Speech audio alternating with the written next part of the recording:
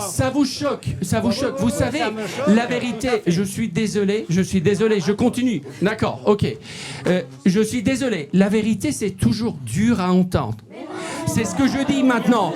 Et il y a beaucoup de gens.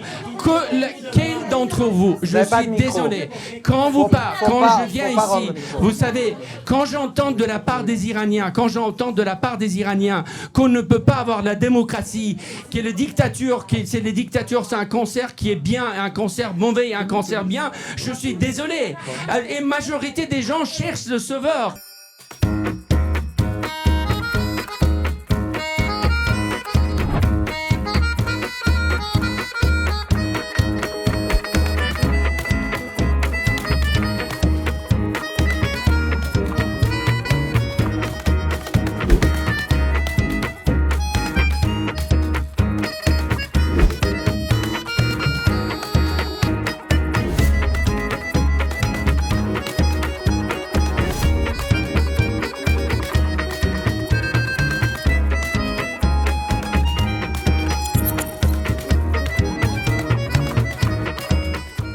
Mesdames et messieurs, merci beaucoup d'être venus si nombreux ce soir. Donc, c'est un débat d'avant la chute un peu spécial qu'on organise donc ce soir, puisqu'on a décidé de faire une projection d'un film qui a été réalisé donc au début du mois de janvier, au moment des massacres, pour Arte Reportage. C'est un film que j'ai co-réalisé donc avec Marine Courtade qui est là. On va juste en dire quelques mots. Vous avez pu assister en fait à la projection. Et puis après, on va démarrer notre débat en français. Le dernier débat qu'on avait fait en français, c'était sur le rôle de l'Occident par rapport aux événements en Iran. Ça concernait toujours en fait ce que vous avez vu dans le film, puisque à l'époque, il n'y avait pas eu encore la guerre. On attendait la guerre, effectivement, on en a beaucoup parlé, des éventualités au cas où les États-Unis en fait s'attaqueraient à l'Iran, au cas où Khamenei serait tué. Et voilà, donc ces éventualités sont arrivées. On est dans une autre situation. L'Iran fait partie en fait des infos tous les jours à la télé, partout où vous êtes. La dernière fois dans le débat, il y avait quelques personnes qui se plaignaient que l'Iran n'était pas suffisamment dans l'actualité. Là, pour le cas, c'est fait. Donc voilà, on va ce soir surtout parler effectivement de la position des uns et des autres, des Iraniens de la diaspora, des Français qui sont là et qui sont intéressés par l'Iran, sur la guerre effectivement. Mais d'abord, je vais laisser à Marine donc, dire quelques mots à propos du film, si tu veux bien. Bonjour tout le monde, merci beaucoup d'être aussi nombreux ce soir. C'était un film qui a été difficile à faire pour plusieurs raisons. La première, c'est que nous, les journalistes occidentaux, on n'a pas la possibilité d'aller en Iran et pour nous, c'est contre nature de ne pas pouvoir aller sur place et de raconter quelque chose en étant à l'extérieur. La deuxième chose, c'est qu'au moment où on a fait ce film avec Tinouche, Internet était coupé et on sentait vraiment la terreur parmi les Iraniens et les Iraniennes sur place. Et donc, c'était absolument pas quelque chose d'évident pour eux d'accepter de parler quand on les avait au téléphone. Et on les remercie pour leur confiance parce que c'était important d'entendre leurs mots et de pouvoir profiter de leurs témoignages au vu des événements qui s'étaient passés. Et un défi auquel on a dû faire face qui était assez nouveau pour le coup, c'était aussi toute la question autour de l'intelligence artificielle. Parce qu'il y a beaucoup de vidéos qui ont été diffusées sur les réseaux sociaux qui soit étaient complètement créées par l'intelligence artificielle, soit qui étaient des choses réelles qui ont eu lieu, mais qui ont été légèrement modifiées par l'intelligence artificielle. Et donc, ça a été un des challenges aussi pour nous dans le fait de vérifier les faits, de bien sourcer, etc., ce qu'on allait diffuser. Voilà, de voir ce qui était de l'ordre du réel, de l'ordre de la modification, de l'ordre de la fausse vidéo. Et donc, voilà, je ne sais pas si vous avez des questions sur le film ou autre, mais en tout cas, avec Tinouche, on est là pour y répondre. Et justement, c'était pour savoir, est-ce que vous avez choisi les gens que vous avez interviewés ou justement vous avez annoncé quelque chose et après il y avait des retours de la part des gens en Iran? Alors, on a choisi et pas choisi. C'est-à-dire que, en fait, il y a des gens qu'on a vraiment choisis. Moi, j'avais déjà travaillé sur l'Iran, donc on avait déjà des contacts sur place qu'on a recontactés. Il y avait notamment dans les envies, entre guillemets, si c'est pas le bon mot, mais qu'on avait avec Tinouche, c'était de trouver quelqu'un qui était dans un hôpital, que ce soit un médecin, un infirmier, parce que justement, il y avait beaucoup d'infos qui circulaient sur ce qui se passait dans les hôpitaux. Donc pour nous, c'était important d'aller chercher un témoignage dans ces endroits-là. Après, on a reçu parfois des témoignages qui étaient très forts, mais après, on n'avait plus de nouvelles de ces gens-là. Et nous, on avait envie d'essayer de raconter sur plusieurs jours et d'avoir une forme de suivi de certaines personnes.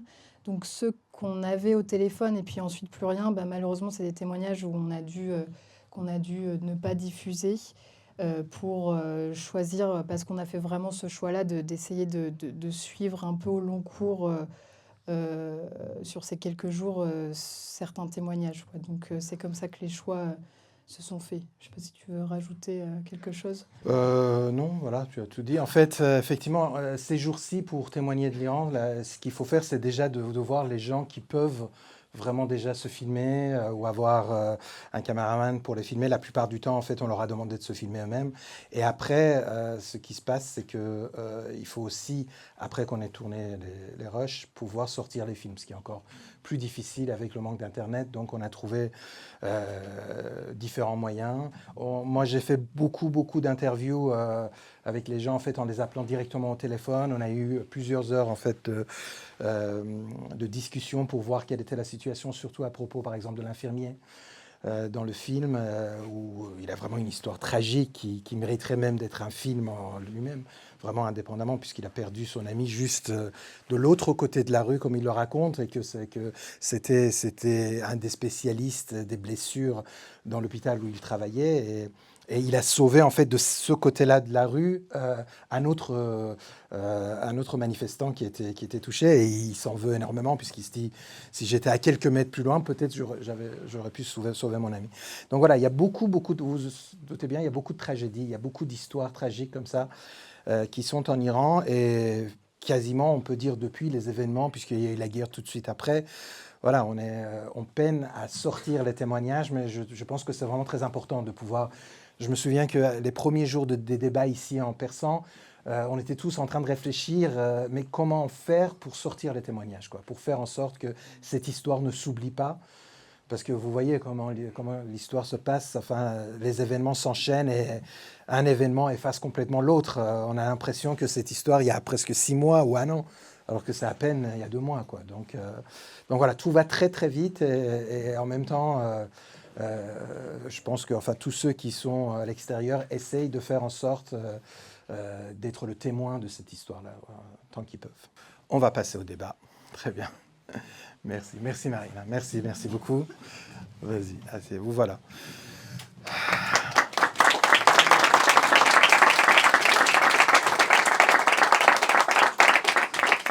Alors donc voilà, vous êtes au débat d'avant la chute. Juste, je vais faire un tout petit résumé pour que ça aille vite et que, comme vous êtes nombreux, vous puissiez tous vous exprimer si vous le souhaitez. Les débats d'avant la chute, on les a organisés en fait à partir du mouvement Femmes, Vie, Liberté, à peu près 2 semaines après que Mahsa Amini a été tué en Iran. L'idée, c'était de pouvoir ouvrir un espace qui, pour moi, a toujours manqué toutes ces années, en fait, pour les Iraniens, c'est-à-dire un espace de débat libre où les gens peuvent venir en ayant toute la liberté d'expression nécessaire pour pouvoir parler, même des gens, en fait, qui ont des avis différents, qui sont de bords différents politiques ou même idéologiques. Donc voilà, à partir de cette année-là, on a commencé donc, à organiser toutes les semaines, tous les vendredis soirs ici, des débats citoyens où les gens donc, venaient parler d'un sujet qu'on choisissait à l'avance. Alors, la plupart du temps, c'est en persan, mais parfois, on le fait également en français. On l'a fait également dans d'autres pays. On a amené, en fait, les débats avec nous à la demande d'étudiants ou de citoyens iraniens de la diaspora en Italie, à Genève, en Autriche. Et là, demain, on part également en Portugal pour pouvoir continuer ces débats dans d'autres lieux culturels et pouvoir discuter tous ensemble.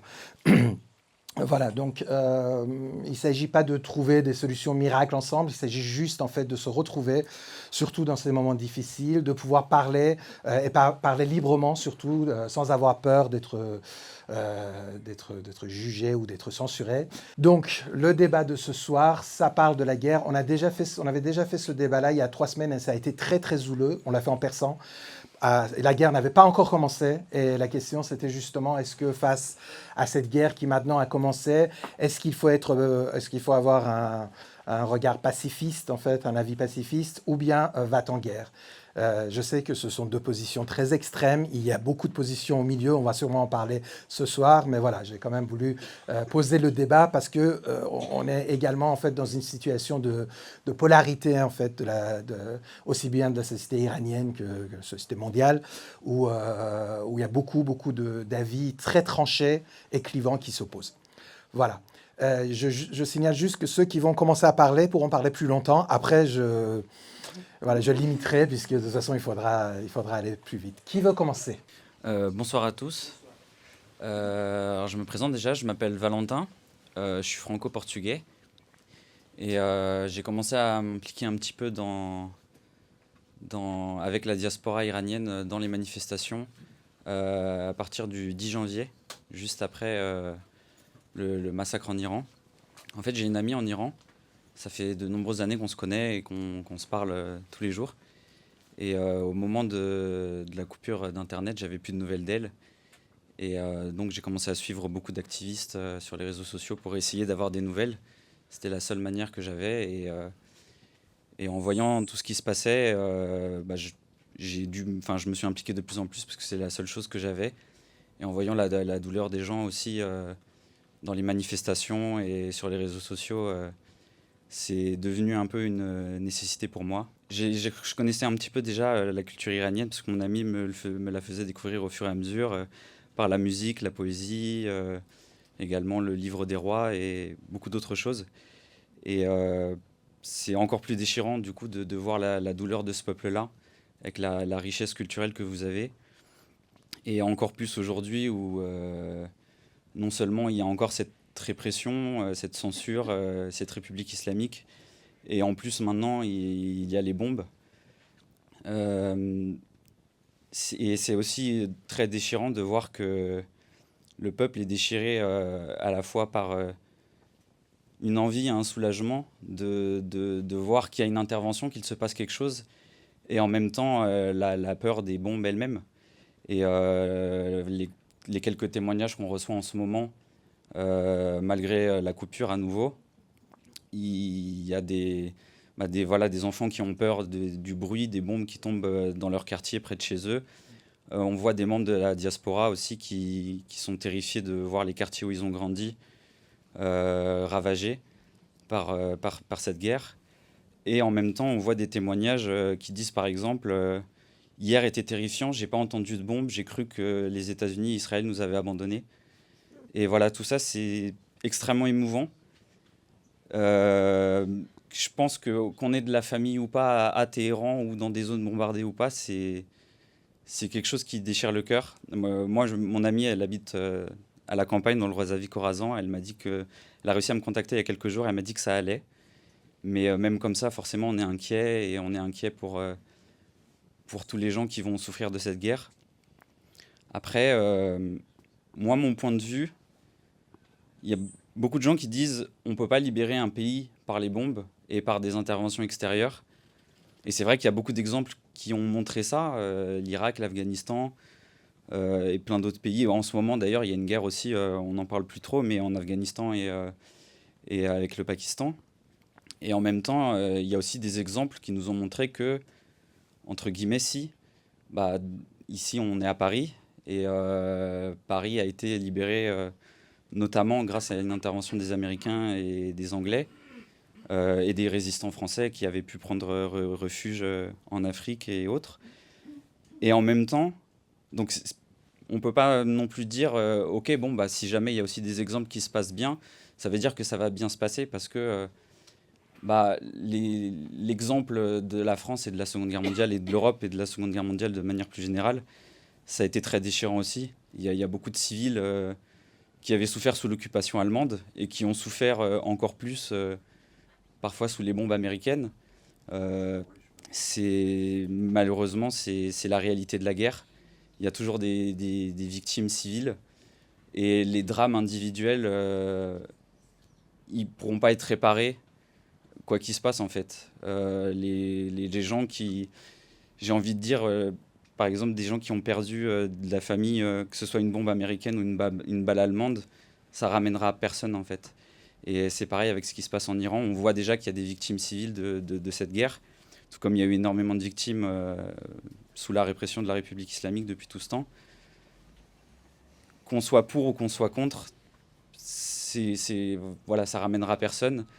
Mais en même temps, il faut qu'on garde l'espoir que c'est pas pour rien. Tout comme les gens qui ont été perdus pendant la manifestation en janvier. Il faut pas que ce soit pour rien.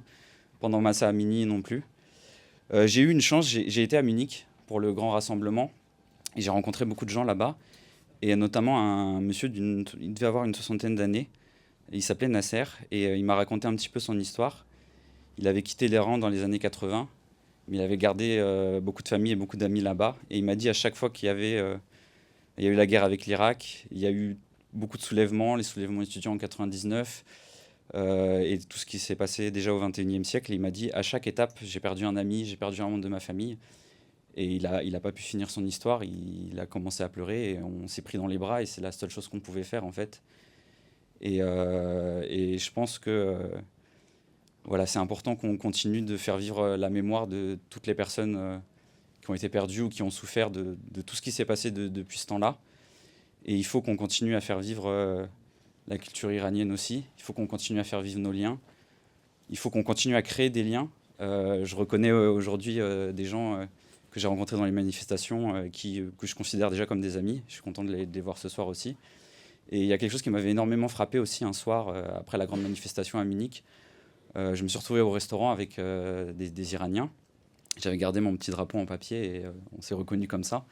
Et alors du coup, ils m'ont demandé « Mais pourquoi tu es là? T'es français? T'es pas iranien ?» Alors on a beaucoup parlé. Je leur ai parlé de mon ami en Iran, et des musiques que j'aime bien, de Hayadeh, de plein d'autres. Et ils m'ont dit « Mais tu es là aujourd'hui avec nous, tu aimes la culture iranienne, tu souffres avec nous parce que t'as pas eu de nouvelles de ton ami, tu t'inquiètes pour elle, mais en fait, t'es un des nôtres aujourd'hui. » Et ça m'a tellement frappé et marqué. Et voilà, je pense que j'ai aussi envie de remercier la diaspora iranienne, pas seulement en France, dans le monde entier. Il y avait des Italiens, de la diaspora italienne, allemande, néerlandaise. Et voilà, donc je voulais aussi vous remercier tous de rester aussi forts malgré tout ce qui se passe. Et voilà, quelles que soient nos opinions, on est quand même unis par cette douleur et cet amour de l'Iran.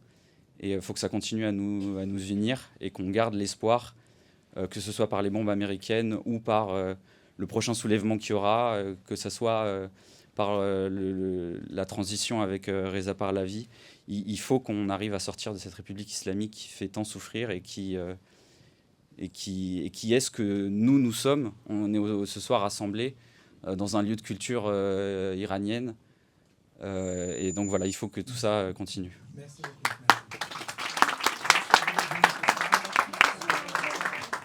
Bonsoir à tous.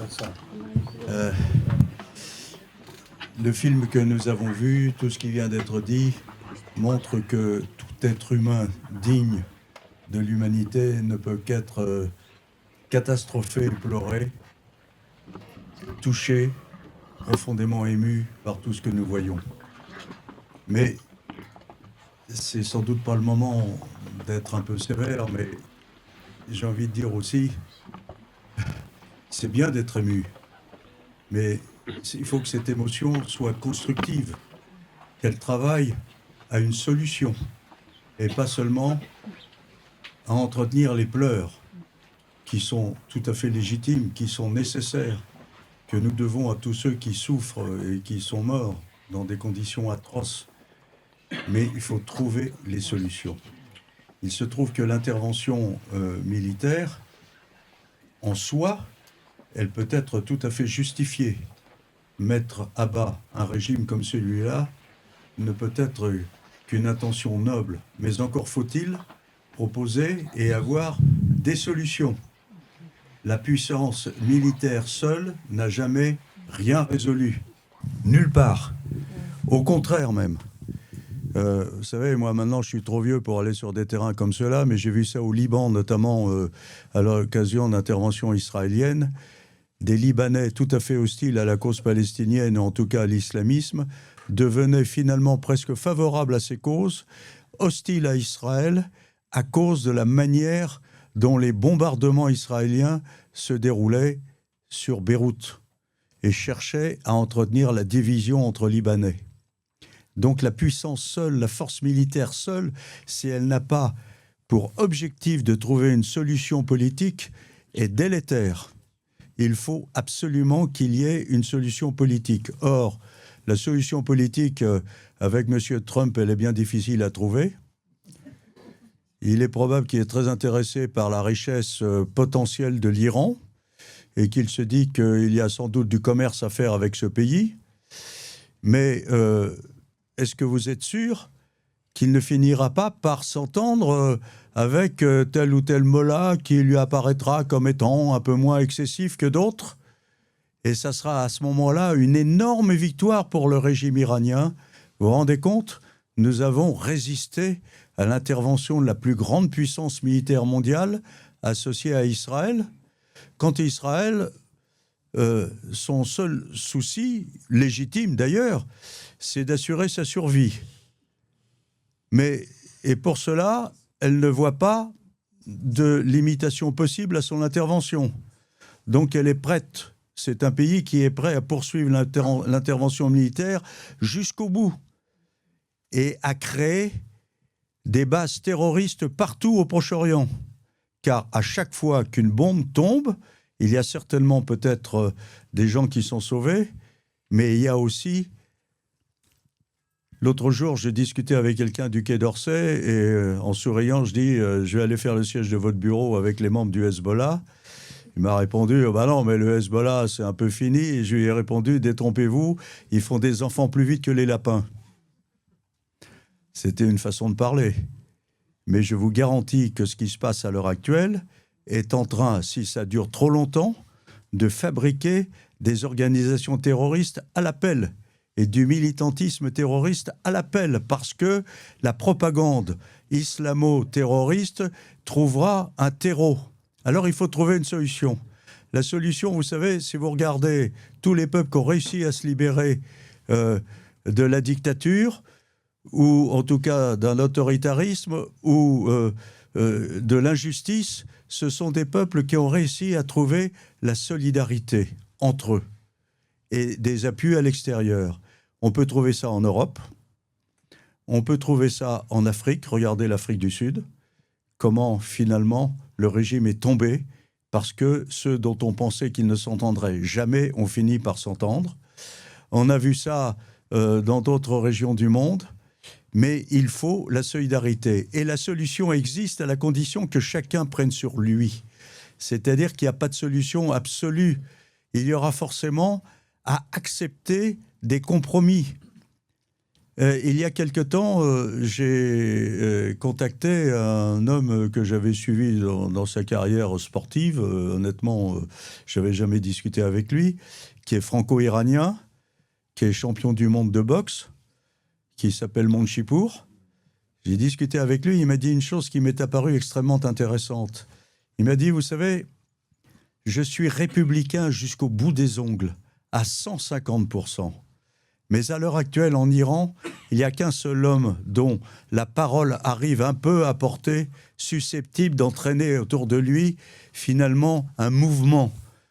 Il s'appelle Reza Pahlavi. alors va pour Reza Pahlavi. La République, on en parlera plus tard, le cas échéant, etc. Mais l'important aujourd'hui, c'est de trouver l'unité.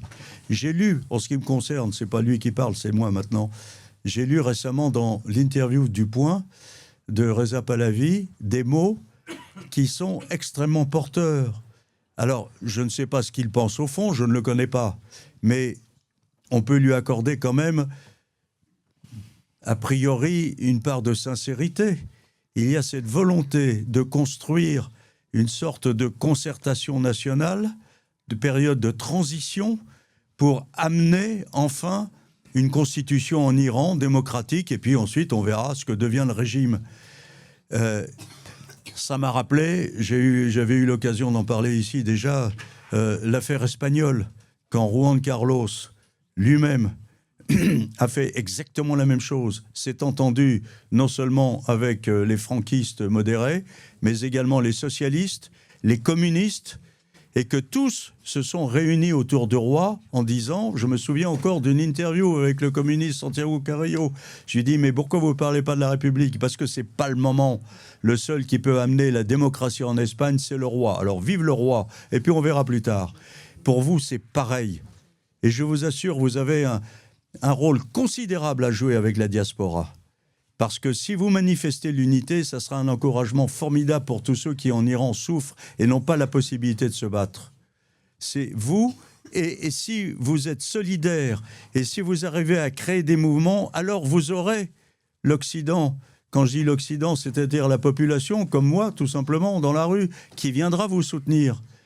Les peuples de l'Est de l'Europe ont gagné parce que la rue est descendue avec eux. Il faut que vous créiez ce mouvement. Prenez sur vous. Soyez communiste, socialiste, je ne sais quoi, moi, zoroastriste, palaviste, ce que vous voulez, peu importe. Allez-y, unissez-vous. Et continuez à pleurer, mais pas seulement, s'il vous plaît. Merci. Merci beaucoup. J'ai juste une question à vous poser. C'est pour justement appliquer votre proposition. À votre avis, comment faire si les autres tendances sont rejetées par M. Pahlavi Qu'est-ce que vous auriez fait si à chaque fois qu'ils manifestent, ils sont en train d'injurier les autres ou ils ne font rien pour que les autres se joignent à eux? Moi, vraiment, ce que je voudrais, j'ai vécu ici toute ma vie et probablement je vais mourir ici. Mais je m'inquiète pour les Iraniens, pour les jeunes, et je sais que c'est seulement tout le monde parle d'une coalition. Mais la personne la plus connue qui devrait accepter ou faire le premier pas pour cette coalition, c'est M. Pahlavi. Il ne le fait pas. Tout le monde crie, s'il vous plaît, faites-le.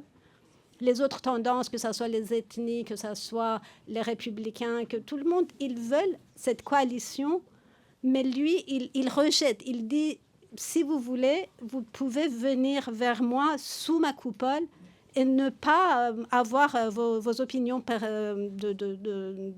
personnelles, quoi.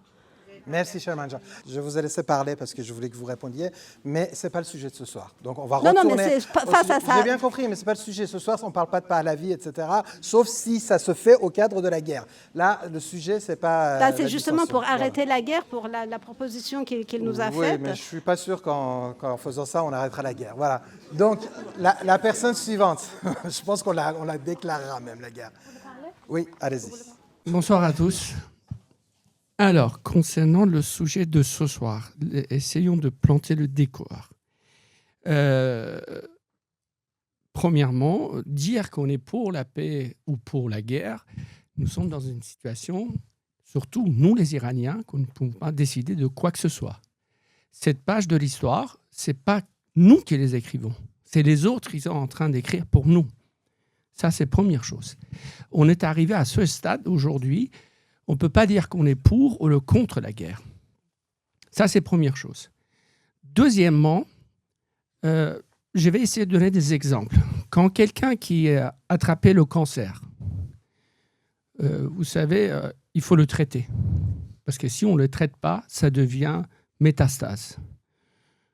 c'est pas tellement moral de couper un organe, mais le médecin est obligé de couper l'organe.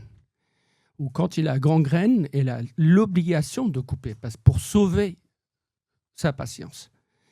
Donc, la guerre aujourd'hui, on est arrivé à un stade que nous n'avons pas décidé, ça a été imposé. Il y a certaines conditions qu'il faut énumérer. Et ce soir, je vais en profiter et je vais dire quels sont les éléments qui ont fait qu'aujourd'hui, on est dans une guerre aujourd'hui. Il y a des éléments d'abord concernant le comité international. Le comité international. Vous venez voir un film et qu'avant ce film, il y avait eu d'autres conséquences. Il y avait d'autres séquences également en Iran. Les Iraniens n'ont pas cessé de venir dans la rue. Mais à chaque fois, quand ils sont venus dans la rue, il n'y a pas eu de soutien de comité international. Il n'y a pas eu de soutien de comité européen. À chaque fois, on a fait des résolutions sans lendemain.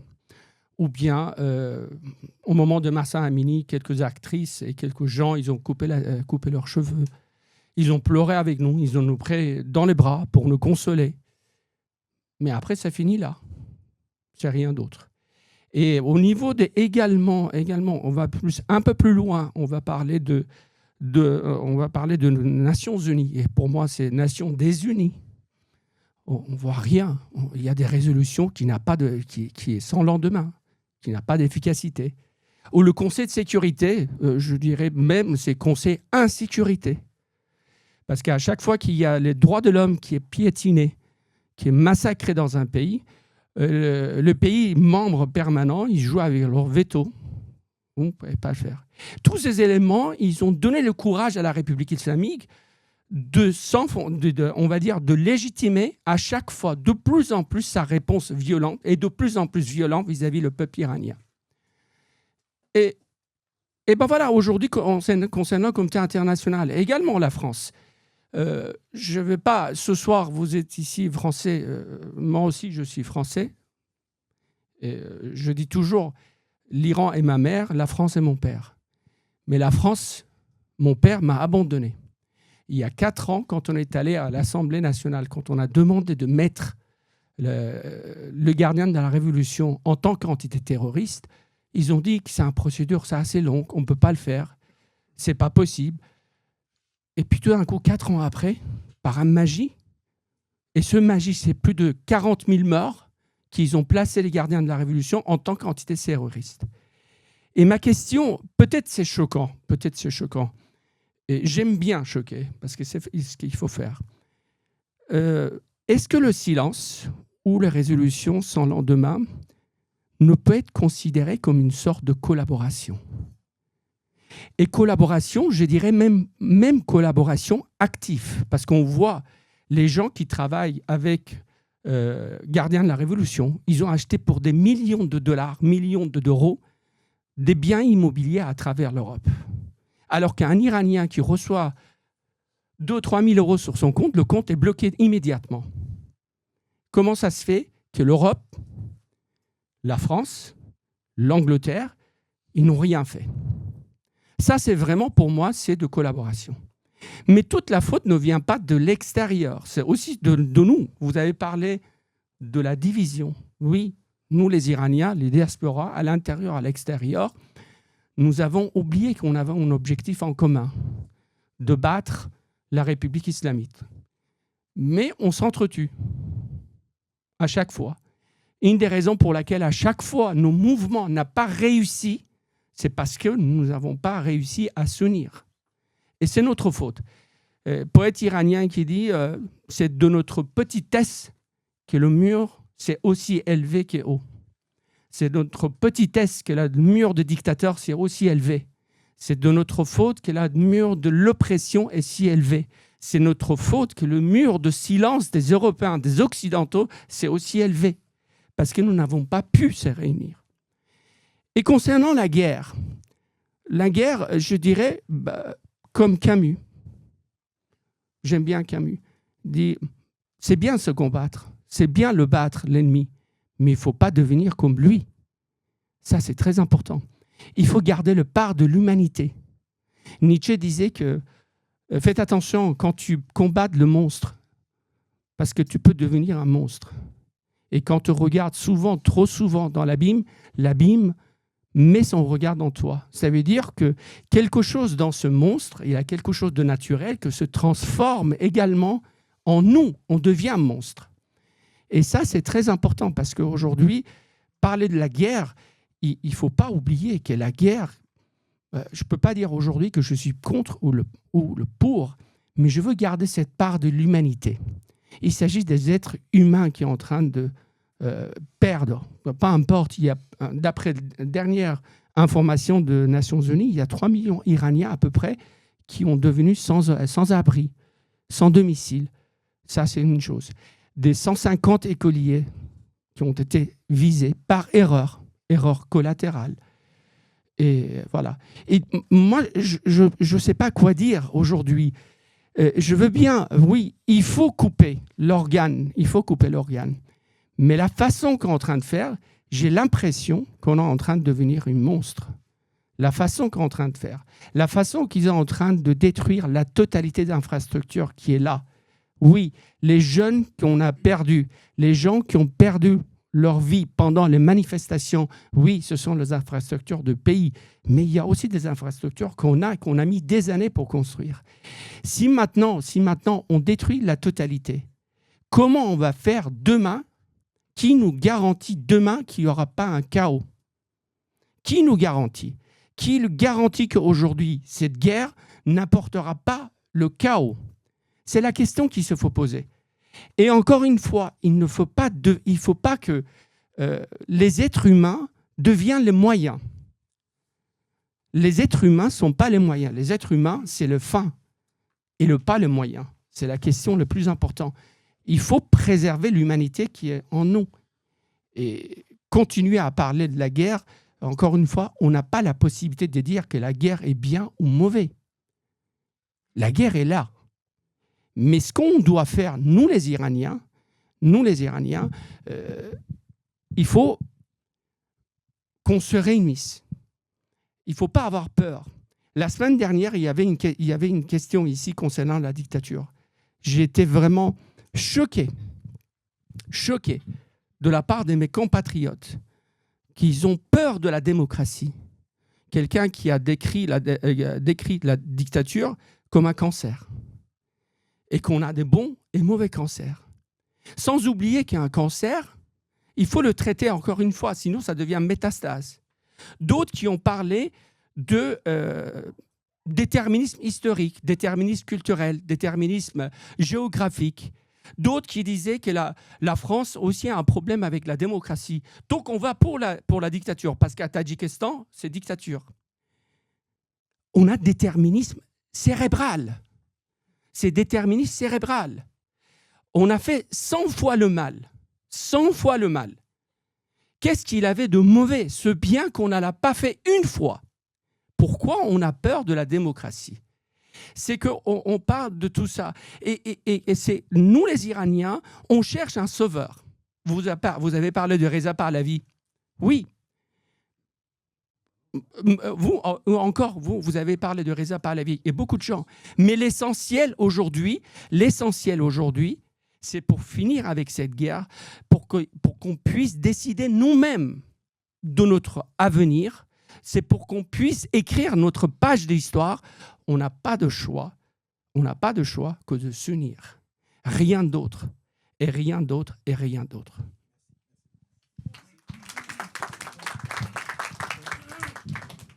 Je m'appelle Franck, je suis français, citoyen de l'Union européenne et républicain. Et moi, pour répondre à la question de ce soir, à savoir s'il faut choisir entre le pacifisme et être va-t-en-guerre, je dirais qu'il n'y a pas d'opposition entre la paix et la guerre. Ce qui manque fondamentalement dans ce débat, de toute manière, c'est l'éthique. J'entends beaucoup, notamment sur les plateaux de télévision en France, j'entends beaucoup cette opposition entre le respect du droit international ou l'interventionnisme, alors soit au nom du pragmatisme, soit au nom de valeurs. Je pense que déjà le débat est mal compris parce que le droit international prévoit précisément un certain nombre de cas dans lesquels une intervention est conforme au droit international. L'intervention armée à laquelle on assiste de la part des États-Unis, elle n'est pas tout à fait claire dans sa motivation et dans ses objectifs. Elle a été faite à la suite d'une intervention au Venezuela où le président américain a expliqué que finalement le but de l'intervention n'était pas d'avoir des élections rapidement, que ça pouvait patienter. Et donc aujourd'hui, on est dans une deuxième séquence. On a oublié aussi le passage par le Groenland. Là maintenant, on arrive donc sur une séquence en Iran. Et la problématique sur l'intervention américaine, je pense, c'est précisément le manque de boussole qui serait l'éthique. On ne cherche même plus du côté des États-Unis à justifier les interventions sur le droit, alors que fondamentalement, il y aurait beaucoup de fondements juridiques pour légitimer une intervention. Je pense tout simplement au principe fondamental de la Charte des Nations Unies, du droit à l'autodéfense, et à l'autodéfense de chaque État, mais aussi à l'autodéfense collective. Je pense aussi à l'autodétermination des peuples, le droit des peuples à disposer d'eux-mêmes. Je ne veux pas rentrer dans un détail technique, mais enfin, je voudrais simplement souligner quelque chose que je n'entends pas malheureusement dans les médias. Les débats sont souvent quand même de qualité, mais il y a un point qui me semble assez étonnant, c'est qu'on oppose les partisans du droit aux partisans de la guerre. Et je pense que ça manque de subtilité, parce que fondamentalement, la problématique est la manière dont le combat a été engagé en janvier par les États-Unis, précisément en ne cherchant pas du tout à légitimer l'intervention sur le fondement juridique. Et moi, je pense que cette question, cette opposition, en tout cas, doit être transcendée, et que fondamentalement, la réponse à la question de savoir quel est le sauveur pour le peuple palestinien, pour le peuple iranien, excusez-moi, je pense que je pense que non, pas du tout. Je pense que la question à cette réponse réside dans le peuple lui-même. Je pense tout simplement que, encore une fois, l'unité est un devoir pour les Iraniens. L'unité est un devoir, et je pense qu'il faut une unité. J'ai eu l'occasion de le dire déjà dans cette librairie. Je pense qu'il faut une unité au sein des Iraniens. Et à mon avis, c'est quand même le point de départ. Et je pense qu'il faudrait aussi essayer de ne pas cibler des alliés potentiels. Quand j'entends des discours qui ciblent la France, je ne suis pas le représentant du gouvernement français, et je ne pense pas tout à fait comme le gouvernement français sur un certain nombre de sujets, spécialement sur l'Iran. Néanmoins, je ne pense pas juste, et je ne pense pas que ça sert la cause des Iraniens, de cibler la France. Parce que je pense que c'est certainement pas le pays qui a le plus de tort par rapport à la situation actuelle. Et donc je pense que vraiment la responsabilité, encore une fois, est celle des Iraniens. Moi, j'entends des Iraniens qui sont dans le pays, qui subissent l'oppression. Et ce que j'entends de ces Iraniens, c'est l'incompréhension quand ils entendent les échos de la diaspora. Donc, pardon de le dire de cette façon, mais je pense que la diaspora iranienne a une grande responsabilité en termes d'unité. La réponse est simple. Et je pense que l'unité est la solution. L'unité est forcément le principe qui doit fonder toute action, c'est la paix. Je pense que tout le monde est pacifique, tout le monde est pacifiste. Le but recherché est forcément la paix. Simplement, comme cela a été dit, on ne peut pas faire la paix seul. Et donc, aujourd'hui, tout part de l'unité du peuple iranien. Et tant que cette unité ne sera pas faite, comment voulez-vous que les États autour qui pourraient soutenir une cause, comment voulez-vous qu'ils puissent prendre une position ferme? Quand on entend les débats dans la société, dans la diaspora iranienne, jusqu'à encore très récemment, jusqu'à ce soir, on entend, de mon point de vue, trop de dissensions. Je l'avais déjà dit, c'est mettre la charrue avant les bœufs que de vouloir aujourd'hui définir le régime qui interviendra peut-être plus tard, parce que on n'a jamais vu ça dans cette situation, à mon avis. J'avais cité des exemples historiques sur la France. En France, il faut généralement 2 années entre une révolution ou un changement de circonstances, comme après 1789 ou après 1944, il faut généralement 2 années pour se mettre d'accord sur une constitution. Et donc, je pense fondamentalement qu'aujourd'hui, on a besoin de construire d'abord une unité, et ça, c'est que les Iraniens qui peuvent le faire. Personne d'autre ne pourra se substituer à eux et faire ça. Il faut d'abord avoir une unité autour d'une personne charismatique peut-être, mais en tout cas fondamentalement autour de principes fondamentaux pour que ce soit clair pour tout le monde. Je pense qu'il n'y a pas d'opposition aussi à dire qu'on peut soutenir un leader qui se dégage à partir du moment où ce leader lui-même n'impose pas un régime. Et donc, voilà, fondamentalement, je pense l'unité qui demande de définir très clairement est-ce qu'on a plus de choses ensemble ou est-ce que finalement nos dissensions priment et on va préférer du coup rester dans l'inaction, être Donc, pacifiste. en tant que citoyen européen, puisque vous avez dit que vous êtes citoyen européen, vous attendiez, en fait, l'Europe attendait l'unité pour mettre les gardiens de la révolution en tant que terroristes. Avant, il n'y avait pas l'unité, après, elle a vu une certaine unité, et donc il s'est dit, je vais faire ça. Alors, Ça, non moi, c'est plutôt la situation humanitaire. Moi, je ne suis pas le gouvernement français, je ne suis pas responsable pour l'Union européenne. Non, parce que vous dites qu'il faut l'unité d'abord, etc. Ce que je dis, c'est que là, on est dans une situation quand même de guerre, dans une situation humanitaire. Moi, je ne suis pas sûr que pendant la Deuxième Guerre mondiale, quand ils ont voulu sauver l'Europe, ils ont dit « unissez-vous d'abord et ensuite on viendra vous sauver ». C'est-à-dire, là, on a dépassé ce discours, je trouve. Ce discours un peu moralisateur qui nous dit « voilà, il faut être unis, etc. » On sait très bien qu'il faut être unis. On connaît très bien, en fait, la situation en Iran. S'il y a des unités qui ne se créent pas, c'est justement par la crainte, en fait, je vous l'ai déjà dit, de ce qui s'est passé avant, du fait de retomber dans une espèce de dictature. En plus de ça, je trouve ça assez sain quand même qu'il y ait des opposants qui discutent, qui ne soient pas d'accord entre eux. Ça s'appelle la démocratie. Hein. Le contraire s'appelle la dictature, je trouve. Donc maintenant, si on parle effectivement du fait que est-ce que la France, par exemple, doit intervenir ou pas, je sais pas, hier, il y avait 6 blessés aux dernières nouvelles, il y a un mort quand même.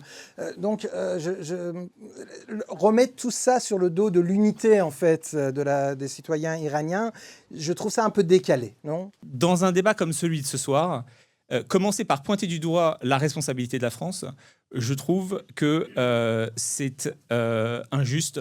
C'est-à-dire que c'est aussi tout simplement faux, en réalité. La principale problématique aujourd'hui, encore une fois, c'est l'unité. Et moi, quand j'entends, y compris dans des rassemblements contre le régime, quand j'entends dans les manifestations qu'on va pointer régulièrement la responsabilité de la France et de l'Union européenne, attention, moi aussi, je suis critique. Simplement, je ne pense pas que ça serve le combat des opposants au régime de commencer par dénoncer spécialement la France et l'Union européenne qui ne se trouvent pas être dans cette affaire les entités qui sont les plus contre les droits des Iraniens. Maintenant, certainement, alors moi, si vous voulez entendre le fond de ma pensée, je pense que la position française, précisément, actuellement, est beaucoup trop timorée. Moi, je vous le dis très simplement, je considère qu'il y a en éthique et qu'il y a d'un point de vue juridique, toutes les conditions qui sont réunies pour venir au soutien d'un peuple qui se trouve être victime de crimes de guerre. Par exemple, dans le cas qui nous concerne par rapport à un soldat français qui a été tué, je considère que si les responsabilités sont établies, ça peut constituer tout à fait un cas de légitime défense au sens de la Charte des Nations Unies. Et je pense fondamentalement que la France et l'Union européenne doivent affirmer la puissance. Je pense que ça a été beaucoup décrié depuis la Seconde Guerre mondiale et je pense que la France et l'Union européenne, ensemble, ont ce devoir moral de revenir vers deux choses, de revenir vers la puissance et de revenir vers l'éthique. Je pense qu'aujourd'hui, les deux nous manquent en Europe. Nous manquons de puissance et de désir de puissance et du fait d'assumer la puissance, et nous manquons aussi d'éthique. Et c'est pour ça que je me suis montré un peu critique vis-à-vis des États-Unis, pour avoir perdu ce sens éthique qu'ils avaient. Toutes les guerres n'ont pas été tout à fait conformes au droit international, etc. Peut-être qu'il y avait des arrière-pensées qui n'étaient pas morales, mais au moins dans le passé, jusqu'à cette année, quasiment, pour être un peu caricatural, on avait au moins une tentation de légitimer les interventions par rapport à l'éthique. Et je pense qu'aujourd'hui, c'est ce qui a manqué au Venezuela. Je n'étais pas forcément contre le principe d'intervention, mais c'est le problème de l'éthique. Le Groenland, c'est encore un problème, et l'Iran, c'en est un autre, et notamment, puisqu'on parle aussi, on dénonce les instances internationales. Là encore, mon idée, c'est pas forcément d'être cruel. Simplement, moi, je préfère dire la vérité. Et c'est pour ça que là, j'entends que ça choque un petit peu ma position. Je suis désolé, quand on voit les gens qui souffrent en Iran, et j'en connais, ils sont pris en otage, et je pense qu'à l'extérieur, il y a quelqu'un qui doit au moins dire à la diaspora que ça n'est pas ce que les Iraniens de l'intérieur, en tout cas qui sont très nombreux, que vous avez montré sur la vidéo, ce n'est pas ce qu'ils attendent. Et Ok. juste pour finir ça, je pense que sur l'ONU, on dit que le droit international ne fait rien, que les instances internationales sont bloquées. Mais pourquoi elles sont bloquées ? Elles sont bloquées, ce ne sont pas les instances qui posent vraiment un problème fondamentalement. C'est un problème qui est politique. L'ONU, elle a été faite dans un certain cadre, et il vaut mieux un monde avec une ONU qui dysfonctionne que sans ONU. Mais pourquoi elle dysfonctionne ? C'est pas les institutions qui dysfonctionnent. Ce qui dysfonctionne, c'est le blocage par la Russie, par la Chine. Et donc c'est le fonctionnement qui dit non, mais cet axe entre la Russie, la Chine, le Venezuela et l'Iran, c'est un axe que précisément, je pense, les autorités ne dénoncent pas suffisamment. Et voilà la position française et la position européenne que je voudrais voir affirmer. Une position de puissance et d'éthique. Je pense qu'il faudrait qu'on commence à limiter notre dépendance face à la Russie, face à la Chine aussi, et que c'est les conditions qui permettront à l'Europe d'avoir des positions, par exemple, beaucoup plus éthiques et beaucoup plus franches sur l'Iran. Mais Merci, encore une fois, merci, juste pour c'est terminer, je voudrais Non, juste non, terminer ça y une est, conclusion. là, Alors, une ça y est, conclusion. faut terminer. Simplement une Là. phrase de conclusion. Ouais. La phrase de conclusion pour faire le lien par rapport à ce que je disais tout à l'heure. Donne à lui, le Non, mais je voudrais juste dire qu'il n'y a pas d'opposition. C'est-à-dire que oui, mais c'est-à-dire que voilà, le message, c'est qu'on peut être critique sur la France et l'Union européenne, mais encore une fois, ce n'est pas le débat de ce soir. D'accord. Et le débat de ce soir, je pense qu'il est C'est vraiment la conclusion. fondamentalement sur La l'Iran, conclusion sur va faire l'unité, un sur l'unité du peuple. D'accord, merci. Louis. Bonsoir à tous. Donc moi je suis français et j'étais otage en Iran pendant 2 ans à la prison d'Evin. Je vais essayer de dire des trucs pas trop naïfs. Pour commencer, la question de est-ce qu'il faut la guerre ou pas, est-ce que le droit international a été bafoué, est une question fondamentale et très intéressante qui doit être adressée. Mais effectivement, je suis d'accord avec ce qui a été dit là, c'est que la guerre, elle est là. Et là, il n'y a pas le choix. On est devant un fait accompli. Le drame là-dedans, c'est que les Iraniens sont dépossédés, que nous sommes dépossédés par rapport à cette situation. Donc maintenant, c'est qu'est-ce qu'on en fait ? À la rigueur, effectivement, il y a des... Sur les plateaux télé, on parle beaucoup de, effectivement, on n'a jamais réussi à imposer une démocratie par la guerre. Effectivement, il y a aussi des exemples comme nous, on était très contents que les Américains viennent nous aider dans la Seconde Guerre mondiale. Bon, mais du coup, la question, c'est qu'est-ce qu'on fait après ? Et ce qui semble assez évident avec ce qu'on voit aujourd'hui, c'est que il n'y a pas de plan.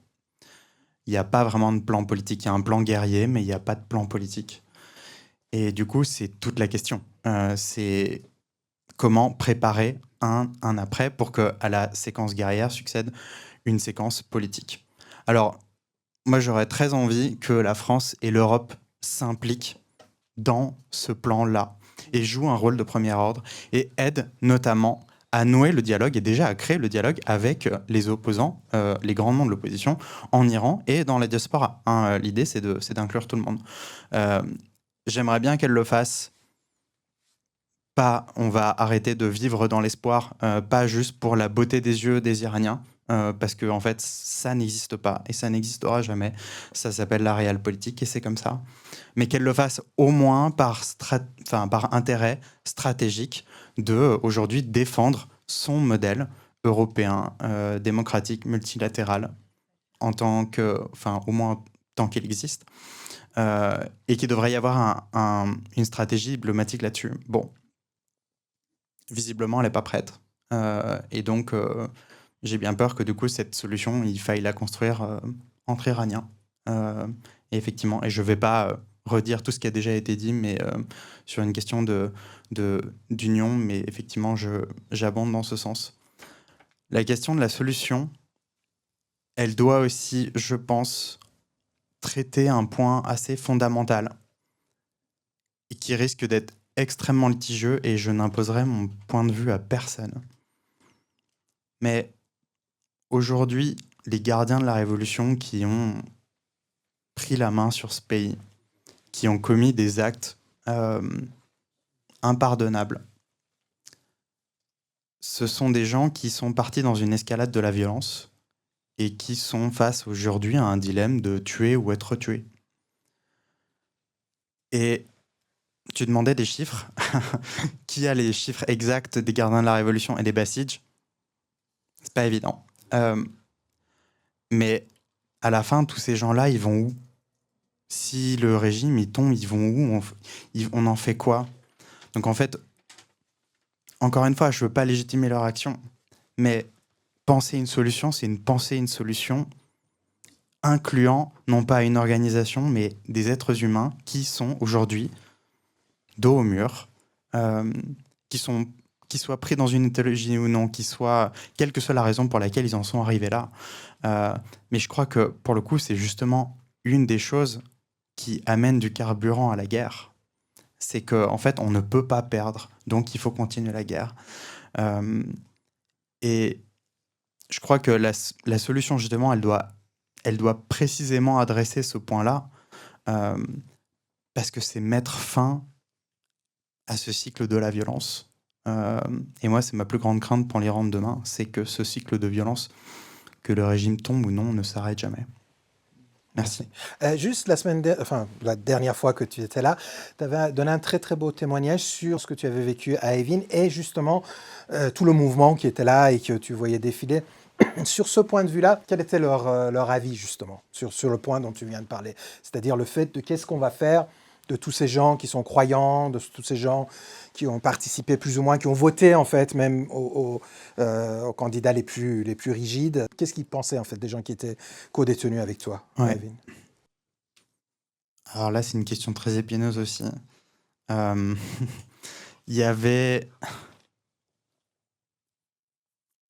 Quand les conditions n'étaient pas trop dures, alors Evin, les conditions sont toujours dures, mais globalement, il y avait pas de... Il y avait un rejet de... il y avait un rejet de cette question. On n'abordera pas cette question. Et il faut faire tomber le régime, et ça, on verra un peu plus tard. Mais il n'y avait pas encore le niveau de haine qui a été atteint ces derniers temps.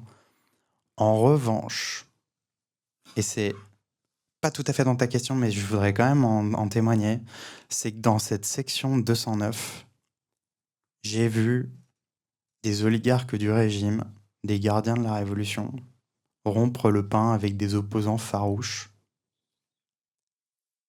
Et en fait, ce que j'ai trouvé très fort dans cette section 209, c'est que du coup, cette adversité extrême, et là quand je dis des gardiens de la Révolution et des oligarques, c'était des gens qui étaient en cellule avec moi. Donc on était tous au milieu de cette même adversité. Et cette adversité extrême, elle a créé les conditions du dialogue. Ce sont des gens qui ont commencé à se parler et qui ont réussi à comprendre qu'ils n'étaient pas fondamentalement différents l'un de l'autre. Et qu'ils étaient tous les deux soumis à des dilemmes moraux. Et ça, je fais très attention quand j'en parle parce que je sais que c'est extrêmement douloureux aujourd'hui de parler de ça. Mais je crois que c'est assez fondamental. J'ai vu des prisonniers politiques qui, sous le fait de pression, se sont mis à donner des informations sur leurs amis, sur leur famille, pour sauver leur peau. Et j'ai aussi vu des gardes des services de renseignement qui s'étaient abandonnés à la pire des violences et qui ont retrouvé leur humanité dans un regard. Il y a un jour, il y a un jeune afghan de Daesh, alors certes, il n'était pas iranien, mais qui est venu me consoler un jour de grand désespoir. Moi, qui étais pourtant le représentant de l'Occident, et donc qui devrait être l'ennemi à ses yeux. Donc, voilà, je me suis un petit peu écarté du sujet, mais c'est justement cette adversité extrême qui, je crois, doit créer cette condition de « nous ne sommes pas différents l'un de l'autre ». Nous agissons tous face à des dilemmes moraux. Nous avons tous été pris dans un étau, quel qu'il soit. Et Voilà, je m'arrêterai là pour ne pas être trop controversé sur la fin, mais merci. Merci à toi. D'ailleurs, je voulais vous remercier pour le reportage tout à l'heure. Justement, je vais un peu aborder ce sujet-là, parce que je crois qu'il y a une guerre qui se joue aussi à côté.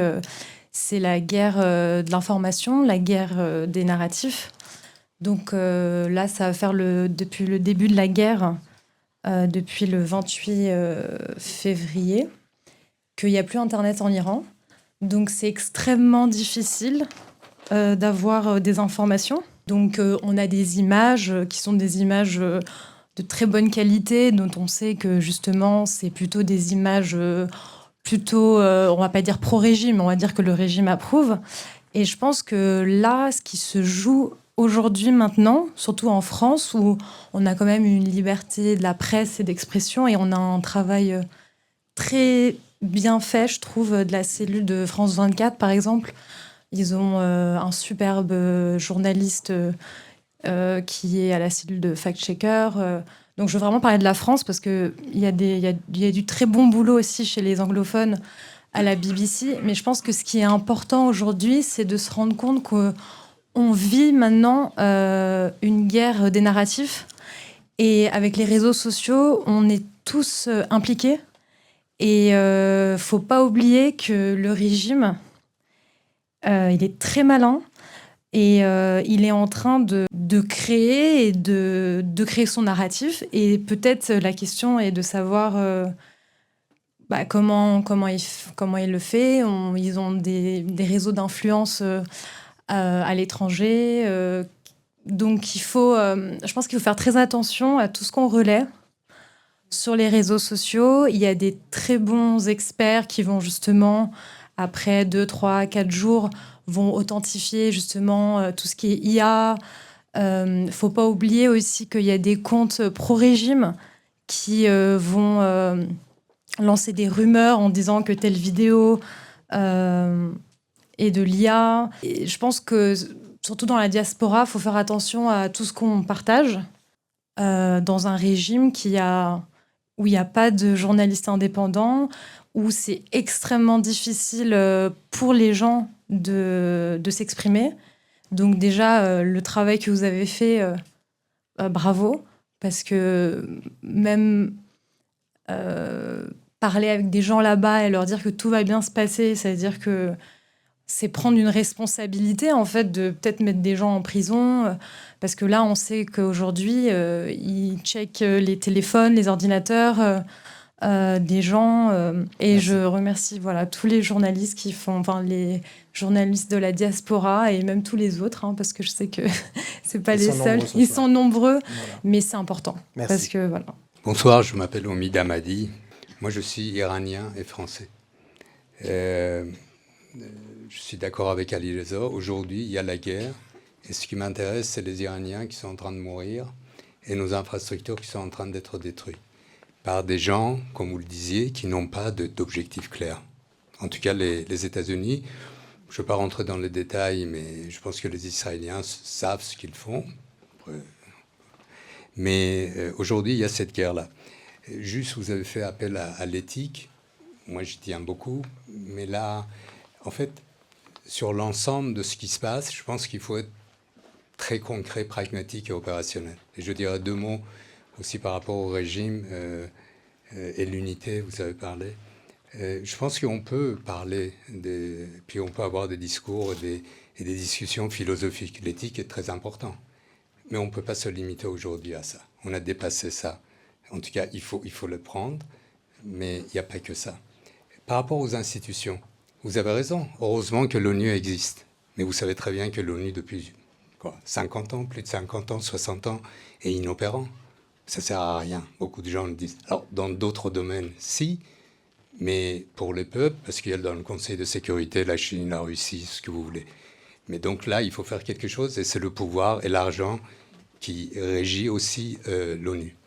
Après, oui, je voulais revenir à la France. Et puis de ce qu'il faut éventuellement faire. Moi, je n'ai pas la solution, mais aujourd'hui, le peuple iranien est en train de souffrir. L'autre jour, j'écoutais dans les infos une information, en fait, une donnée que j'avais, mais ça m'a... Je dis, mais Les gardiens de révolution, avant ils étaient 70 000, mais aujourd'hui, si on fait la somme, en gros, on va dire 200 000 avec les Bassidji. Et en fait, un journaliste a dit que c'est l'équivalent de l'armée française. Vous imaginez? En fait, je veux dire, je le savais, mais je n'avais pas mesuré ça. Donc, partant du fait que aujourd'hui, les gardiens de révolution, on peut le dire, c'est pas la peine d'être Einstein, ils avaient le pouvoir, mais ils ont pris le pouvoir politique et ils sont en train de gérer tout ça, même avec le fils de Khomeini. Mais les États-Unis bombardent en haut, on ne peut jamais changer de régime. D'ailleurs, il l'a dit clairement, il a dit la démocratie en Iran, ça ne m'intéresse pas. Donc en fait, c'est le fric et les deals qui l'intéressent Donald Trump. Je reviendrai là-dessus. Je veux dire, on fait du business, mais on devrait peut-être faire des deals, y compris avec les Européens. Mais en fait, l'une des questions, c'est, vous avez raison, les gens qui ont les mêmes idées politiques, etc., je ne veux pas rentrer dans les détails, ils devraient s'unir et pas s'arrêter à 1 ou 2 points qui les séparent, etc. Il y a beaucoup, enfin, ça c'est en train de se faire et on va œuvrer à notre niveau pour que ça se fasse. Mais finalement, vous voulez renverser un régime avec des gens qui sont armés jusqu'aux dents, entraîner 200 000 personnes. Je pense qu'il faut avoir une réflexion là-dessus. Après, pour Donald Trump, les États-Unis et les Européens. Je ne critique pas la France parce qu'il y a de belles choses. Et même les Français devraient le savoir ici. Il y a des choses qui ne fonctionnent pas, mais il y a de belles choses. Heureusement qu'il y en a. Ali Lezol l'a dit, c'est pas normal qu'on soit obligé d'écrire au ministre des Affaires étrangères, etc., pour qu'enfin les gardiens de révolution figurent dans la liste des organisations terroristes. Sincèrement, si je change de vocabulaire, c'est nul, quoi. On veut aider les Iraniens, il y a les 200 000. Hein. Ça, je n'ai pas la solution. Je peux aller m'entraîner, mais pour aller me battre, je pourrais le faire. Mais ça ne suffit pas. Ça, c'est une vraie question. Trump peut faire du business, mais si on a un groupe qui est réuni, uni, ben faisons du business. Nous, on a du business en Iran. Mais on a besoin, on a besoin des forces armées à l'intérieur de l'Iran pour renverser le régime. Il faut arrêter, là. 200 000 personnes qui sont armés, je ne parle pas de balistique, etc., etc. Je n'ai pas la solution, hein, mais je pense que la solution ne vient pas comme ça. Ne vient pas comme ça. Et si la solution, c'est pour qu'on se mette autour d'une table avec tous les pays qui ont cette puissance pour nous aider pour aller renverser ce régime, ben mettons-nous autour d'une table. Ils veulent faire des deals, on va faire des deals. On va faire des deals et des plans à court et moyen terme. Je vous assure qu'il y a des deals qu'on peut trouver. Mais en face, il faut être concret. C'est-à-dire, on ne va pas philosopher. Et, vous voyez ce que je veux dire? On va parler de manière très concrète, parce que les gens sont morts, ils sont encore en train de mourir, ils n'ont plus de logement et tout. Pour ou contre la guerre, et je finis là-dessus parce que j'ai trop parlé, la guerre est là. Je pense que pour nous, peuple iranien, on veut que le régime soit renversé, mais là, concrètement, ça ne va pas dans le bon sens. On est en train de... Alors, je ne veux pas m'exprimer pour ou contre, mais en tout cas, ça ne va pas dans le sens que le peuple iranien, en fait, ceux qui veulent que ce régime tombe, souhaiteraient que les choses se passent. Parce que là, on est en train de perdre nos infrastructures, les gens sont en train de mourir, etc. Pour répondre à la question de ce soir, en fait, on a une position à avoir sur les réseaux sociaux vis-à-vis de nos amis qui nous posent la question, tu es pour ou contre la guerre? Cette question, elle est très difficile à répondre pour nous tous qui voulons que ce régime tombe. Mais en même temps, c'est très difficile personnellement pour moi d'être sauvé par au moins des personnalités que je ne porte pas dans mon cœur, mais surtout d'être joyeuse, de crier « hurrah » quand une bombe tombe.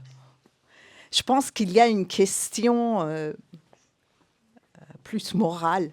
Enfin, j'arrive pas, même si même si on voit qu'on approche quelque chose, ou la fin, où on voit que le régime est blessé, je vais dire plutôt ça, parce que tomber, non, on ne le voit pas. Le fait de le voir blessé, ça fait plaisir, parce qu'une bombe, ça détruit, une bombe, ça tue celui qu'on veut voir disparaître, mais aussi d'autres. Et donc, quand je vois la joie de certains de mes compatriotes sur les réseaux sociaux, de crier merci Trump et danser sur ça, je trouve ça, je trouve ça difficile à accepter. Voilà. Je peux même dire je leur en veux. Parce que malgré tout, je sais qu'on est là à observer. On n'a pas joué un rôle, la guerre est là, mais se réjouir de voir les choses se détruire, je ne trouve pas ça moral. C'est Sébastien Gouadi, prof de physique. J'avais quelques trucs à dire rapidement. On a rêvé, apparemment, il y a beaucoup de gens qui avaient rêvé que les Moudjahidines du peuple soient sur la liste des organisations terroristes. Évidemment, je suis d'accord. J'étais d'accord dès le début du jour, dès le début de la Révolution. Les pastarans. Des pastarans. Oui, oui, des gardiens de la Révolution, pardon. J'ai dit quoi? Il y a beaucoup de lapsus révélateurs. Je l'assume, parce que je le considère comme terroriste aussi. C'est bien, ouais. Je l'assume, pardon. Donc, voilà, donc, c'était très freudien, voilà. En fait, mais il faut savoir que j'ai envie de dire so what. Depuis qu'ils sont sur la liste des organisations terroristes, rien n'a changé. Et il ne faut pas se faire d'illusions. Voilà, ils feront ce qu'ils veulent. Ce qui est regrettable, c'est que le peuple iranien, après des milliers d'années, 6-7 000 ans de civilisation, soit son destin soit dans les mains de deux personnes, Trump et Netanyahou, qui ne sont pas des gens vraiment, franchement, fréquentables. Et je vais même faire de la provocation. Je n'ai jamais été antisémite de ma vie, comme la plupart des Iraniens. Moi, je n'ai jamais été antisémite. Mais je veux dire que si Trump et Netanyahou, vous le mettez en Iran, dans la République islamique, je ne suis pas sûr qu'il ne sera pas d'excellents ayatollahs. D'accord. Donc, voilà. Qu'est-ce que je voulais dire d'autre? Voilà. Et unifier les Iraniens. Malheureusement, je suis d'accord que les Iraniens, nous, on doit s'unir. J'espère avec Reza Pahlavi. Moi, j'ai vécu, quand la révolution est arrivée en Iran, j'avais 18 ans. J'étais en train de faire mon service militaire. Toute ma famille était pour Mossadegh. Donc moi, comme beaucoup de gens, je me suis fait avoir par Khomeini. Mais il faut savoir que, en fait, nous, les Iraniens, à l'époque, on s'est tous réunis. Khomeini, il a fait fédérer tout le monde. Les Tudeh, le parti communiste, qui était aussi voilà, c'est pas la peine que je le décrive, les Iraniens qui les connaissent, ils savent ce qu'ils ont fait. Les Moudjahidines du peuple, les mollahs, tout le monde s'est réuni et on a vu que ça n'a pas été une bonne chose. Moi, personnellement, je pense que le meilleur régime pour l'Iran est une monarchie constitutionnelle. C'est ce que Mossadegh voulait. Mais aujourd'hui, je fais confiance au fils du Shah, donc Reza Pahlavi, qui a une responsabilité énorme d'unifier les Iraniens. Je ne suis pas d'accord avec cette dame, cette compatriote qui m'a dit que Reza Pahlavi n'accepte pas les autres lois. Il n'a jamais dit ça. Il a dit tous ceux qui n'ont pas le sang sur la main, ils peuvent s'unifier, se réunir autour de moi. Et je pense qu'il n'a jamais dit qu'il voulait instaurer une monarchie. Moi, je suis pour une monarchie constitutionnelle. Mais lui, il n'a jamais dit c'est un peu prématuré, peut-être, non? Parce qu'on parle de la guerre, là. Donc, bien sûr, oui. En fait, voilà. Si on ne gagne pas la guerre, vous n'aurez pas la monarchie, on n'aura pas la République, on n'aura rien du tout. Donc, et puis, par rapport à la position de la France, c'est le dernier mot. Malheureusement, la France, voilà. Donc, moi, je suis très reconnaissant ce que la France m'a donné durant 46 ans. Oui, oui. Moi, je suis très reconnaissant ce que la France m'a donné durant toutes ces années. Elle m'a tout donné. Mais je veux dire que pendant la guerre Iran-Irak, déjà, regardez la position de la France. La France était un des 4 pays avoir fourni des armes chimiques à l'Irak. Et la plupart des Français, ils ignorent ça. C'était l'Union soviétique de l'époque, c'était la France, c'était les États-Unis de Reagan à la fin. Et vraiment, il faut que la position de la France vis-à-vis des mollahs soit plus claire. Je suis d'accord. Vous vous rappelez, il y a 4 ans, 5 ans, un incident s'est produit dans la mer Méditerranée entre un navire turc et un navire français. Le navire français c'est un pays doté d'armes nucléaires, a fait demi-tour lorsqu'il voulait contrôler le navire turc. Les Turcs, ils ont fait peur à la France. Comment voulez-vous qu'on puisse compter sur la France sur le plan militaire? Voilà. Pardonnez-moi, je voudrais dire juste un mot sur le témoignage. Pardonnez-moi, j'ai pas retenu votre nom. Louis Arnaud. Mais voilà, pardonnez-moi. Mais vous avez dit quelque chose d'essentiel, crucial. C'est les situations qui font qu'au bout d'un moment, des gens qui n'ont rien à se dire, qui se détestent, finissent par se parler. Et c'est précisément ce qui n'a pas été préparé avant cette guerre. La finalité, qu'est-ce que l'on fait après? Et pour faire après, il faut évidemment avoir des partisans dans le pays, mais il faut aussi donner un espoir à ceux qui ont peur de tout perdre. Ça peut être des salopards, on peut les détester, mais vous avez raison, s'ils sont le dos au mur, leur seule solution, c'est de continuer à se battre. Est-ce que c'est ça que l'on veut? Donc, c'est vraiment très important ce que vous avez dit. Et si on pouvait persuader l'opinion publique d'une façon générale que dans toute situation de guerre, il y a toujours la possibilité de trouver quelque chose, une porte de sortie qui soit digne, qui soit efficace, responsable, on gagne. Voilà. Et pardon pour l'unité des Iraniens, c'est pas du tout pour donner la leçon. Hein. Simplement, la France, elle est ce qu'elle est. Elle a bien diminué en notoriété, en capacité. Elle reste encore forte, mais simplement, dites-vous bien que les Français, ils connaissent pas toutes ces situations internationales. Et le Proche-Orient en particulier leur échappe totalement. Le problème de l'Iran pour les Français, c'est que c'est un peuple musulman. Et musulman, c'est la terreur, c'est l'obstacle. Alors, pas pour tous les Français, heureusement, mais disons quand même que c'est un peu de façon rudimentaire cela. Et donc, si la diaspora iranienne arrive à affirmer justement la dignité d'un grand pays qui a des siècles d'existence derrière lui, qui a connu la modernité et la civilisation avant nous, à ce moment-là, l'opinion publique va commencer à basculer et les dirigeants français, qui sont toujours soucieux de conserver leur pouvoir, commenceront à s'intéresser plus précisément à la question. Je me permets juste de rebondir sur ce qui vient d'être dit, qui me dérange juste un petit peu dans la formulation, que aucune vie humaine ne devrait valoir d'être défendue parce qu'elle fait partie d'une civilisation de 3000 ans ou peu importe en fait. Je voulais, voilà, juste petite parenthèse, que chaque vie humaine, qu'elle fasse partie d'une grande civilisation ou pas, mérite la défense.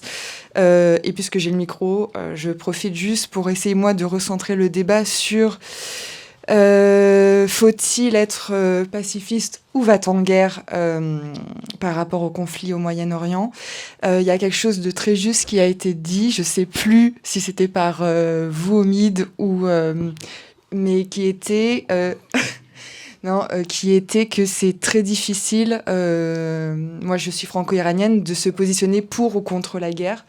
Parce que on est à la fois dans une situation d'impuissance totale depuis 47 ans par rapport à ce régime qui est en place, que comme on le relaie aussi beaucoup dans les médias, le désespoir en fait mène à espérer, comme on le voit aussi dans votre documentaire, à ce que les bombes tombent du ciel. Moi, j'ai essayé un petit peu en amont de ce débat de réfléchir à quels étaient les pour et quels étaient les contre de la guerre. Et de façon très humaniste, parce que je me définis un peu comme ça, c'est vrai que de prime abord, la guerre, pour moi, n'est pas une solution. Donc je vais partir de ce postulat-là. Et j'ai écouté une interview dans laquelle on entend le président Emmanuel Macron parler en disant je crois que c'était sur Le Parisien récemment, qu'il faut savoir quel est l'effet final recherché de cette guerre. Parce qu'en fait, c'est très difficile, je pense, de dire si on est pour ou si on est contre quelque chose, si on n'en connaît pas la teneur et les aboutissants, en fait, et qui sont clairement pas expliqués, en fait, depuis le début. Après, je pense que personne n'est vraiment dupe. Mais peut-être pour être plus précis et d'aller au fond du débat, puisque ce soir tout le monde a évité le sujet du débat, peut-être pour être plus précis, de la part des Américains, on ne le connaît pas, mais de la part des Israéliens, on le connaît. C'est-à-dire, on sait que eux, leur but de guerre, c'est de détruire le régime islamique. Donc ça, on n'a pas de doute là-dessus, puisqu'ils le disent depuis des années, ils sont préparés depuis des années, ils ont une raison pour le faire. Donc c'est là que les Iraniens, en fait, qui sont en Iran et qui, tout le monde le sait, hein, personne n'est dupe. Ça, je suis... Trump ne veut pas venir ni donner la liberté aux Iraniens. On sait très bien que c'est pas son but à lui, mais c'est plus en fait du fait que l'Israël est dans le coup et qu'on connaît ses buts de guerre effectivement, et que beaucoup d'Iraniens, au point où ils sont arrivés aujourd'hui, témoignent et disent que finalement on a le même but, quoi. C'est-à-dire que comme ils le disent, les étoiles se sont alignées et on est arrivé à un point, à un moment donné, où le but est commun entre, en tout cas, le peuple d'Israël et une grande partie du peuple iranien. Peut-être que là, on peut toucher au but de guerre, peut-être, non? Que vous cherchez. Merci, bonsoir à tous. Je m'appelle Olivier, je suis franco-iranien. J'ai étudié un peu l'histoire de l'Iran, de l'État impérial et de la région aussi.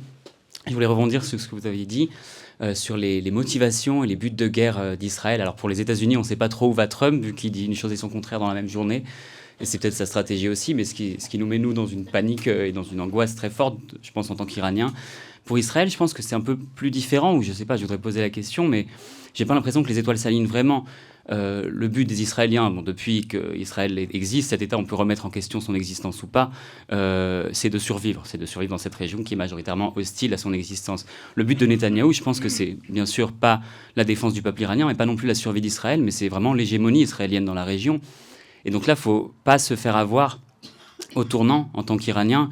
Et vous l'aviez dit, madame, des Iraniens qui célèbrent, des obus, qui disent merci Bibi, merci Trump, moi ça me sidère un petit peu. Voilà. À l'intérieur du pays, non, à l'intérieur du pays, peut-être que non, parce qu'il y a une... Voilà, il faut les respecter, bien sûr. Bien sûr, d'accord. Bien sûr. Pour les motivations d'Israël, je ne pense pas que ce soit vraiment aussi d'en finir avec la République islamique.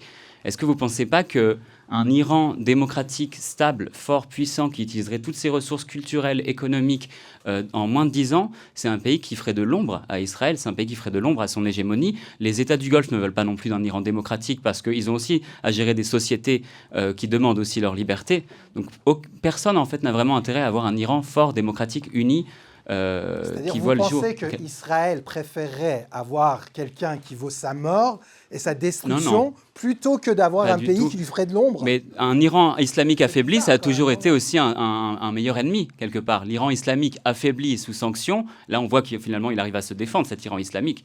Mais en fait, c'était aussi un meilleur ennemi pour Israël. Je ne sais pas si vous avez peut-être vu passer des cartes qui montraient un peu les espèces d'accords de Sykes-Picot bis que voudraient alors soit des conseillers américains, soit les proches de Netanyahou qui veulent juste en fait foutre le boxon en fait dans la région pour garder leur hégémonie. Mais on a envoyé des cartes avec un espèce de grand Khuzestan ou un grand État arabe chiite, un grand Kurdistan, un Azerbaïdjan, un Greater Azerbaïdjan. On a vu aussi que des drones sont tombés sur un aéroport en Azerbaïdjan, que tout de suite un parti séparatiste, pas autonomiste au sein de l'Iran comme le PDKI ou comme le Komala le sont au Kurdistan, mais un parti séparatiste azéri a fait appel à Ilham Aliyev qui a retiré ses diplomates le jour même. Donc on se demande par qui c'est turbiné aussi tout ça. Donc je pense pas que le but d'Israël, ça soit vraiment un... Enfin voilà, faut pas se faire avoir au tournant. C'est pas nos alliés. Voilà. C'est pas les alliés du peuple iranien libre. Qui sont les alliés du peuple iranien? Je pense qu'on n'en a pas. Et donc je pense qu'on est toujours tout seul. On fait comment? J'ai pas la solution. On attend quoi. Juste en fait pour dire, je vais prendre le micro. Faudrait espérer des défections dans l'armée peut-être. Ouais, peut-être. Pour moi c'est bizarre de voir des gens qui se à l'extérieur du pays en tout cas, qui se réjouissent des bombardements, de la mort des gens, etc. Des gens qui sont tellement jusqu'au boutiste finalement. C'est-à-dire le problème peut-être aujourd'hui, c'est que tout le monde est jusqu'au boutiste. Tout le monde est jusqu'au boutiste. Personne n'est vraiment dans la raison pour pouvoir essayer de trouver une union, parce que pour pouvoir s'unir, il faut être dans la raison, il faut faire des concessions, etc. Et je me suis dit, en fait, il y a une population, finalement, qui pendant toutes ces années a réussi plus ou moins à vivre en Iran, à faire ses voyages en Iran, etc. Et très bizarrement, alors ce que je vais dire peut-être va choquer, mais très bizarrement, cette population-là qui a travaillé, qui est vraiment, disons, une population peut-être bobo un peu iranien, on ne l'a pas tellement vu se manifester le 8 et le 9 janvier. Ni dans les rues, alors peut-être on ne peut pas attendre aux gens d'aller dans les rues, mais surtout après, c'est-à-dire tout le scandale qui est fait aujourd'hui autour de la guerre, et c'est vrai, qui peut être pour la guerre, mais tout ce scandale-là, le 8 et le 9 janvier, par ces gens-là, j'ai regardé un peu autour de moi, des gens du théâtre, du cinéma, de la littérature, j'ai vu finalement que voilà, ces jours-là, ils ne sont pas tellement manifestés, ils ont pas montré en fait leur rage, leur indignation. Et finalement, je me dis peut-être que cette population dont vous parlez, justement, cette population de droite, là, pour le coup, qui se montre tellement jusqu'au boutiste, etc., qui aujourd'hui veut juste remercier Netanyahou et Trump et ne pense même pas au lendemain. C'est-à-dire que quand on leur demande, ils disent, bon, ils vont nous sauver, etc. Mais ces gens-là ont vu pendant toutes ces années, peut-être, et même à l'intérieur de l'Iran, pas qu'à l'extérieur, ils ont vu quand même ces gens-là vivre et faire avec. Et je pense que le 8 et le 9 janvier, comme vous l'avez vu dans le reportage, ça a été vraiment le déclic. Le déclic pour certaines personnes qui ont dit c'est plus possible et on ne va plus accepter. Et on ne va plus accepter que vous laissiez passer ça. Parce que si on a laissé passer et on en est arrivé à ce massacre, quoi, à cette rage, à ce massacre. J'ai mon point de vue là-dessus. Pourquoi les Iraniens qui sont à l'intérieur de l'Iran sont contents quand ils se bombardent oui. À l'intérieur et à l'extérieur. Je fais une distinction entre ceux qui sont à l'intérieur et ceux qui sont à l'extérieur. Ceux qui sont à l'intérieur, c'est 2 jours après, il y a une massacre, surtout beaucoup de morts. Ils sont arrivés à un moment donné, c'est ma façon de voir, c'est une interprétation que j'ai fait moi-même. Je parle de slogan « Femme, vie, liberté ».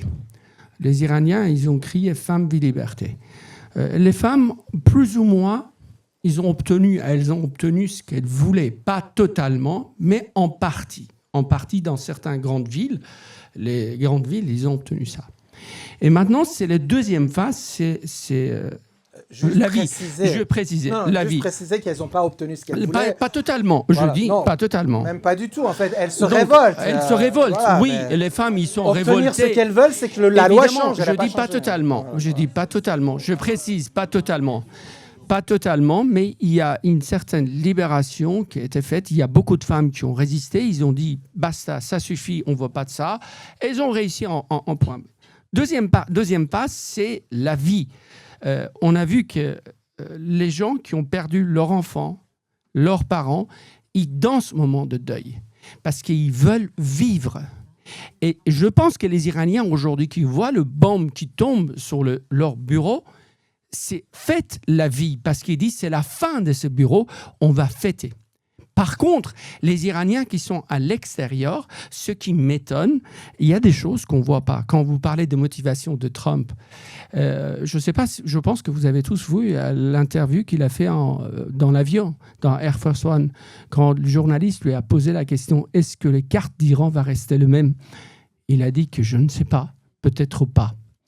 Et maintenant, je m'adresse à ces Iraniens qui applaudissent Trump, qui applaudissent ce bombardement. C'est là qu'il faut se révolter. Ils veulent prendre ce qui nous appartient. La souveraineté nationale appartient au peuple. Mais Trump a d'autres idées. Dans la motivation, Trump, aujourd'hui, ce n'est pas l'Iran qui cherche. C'est asphyxier totalement les Chinois. Asphyxier totalement les Chinois.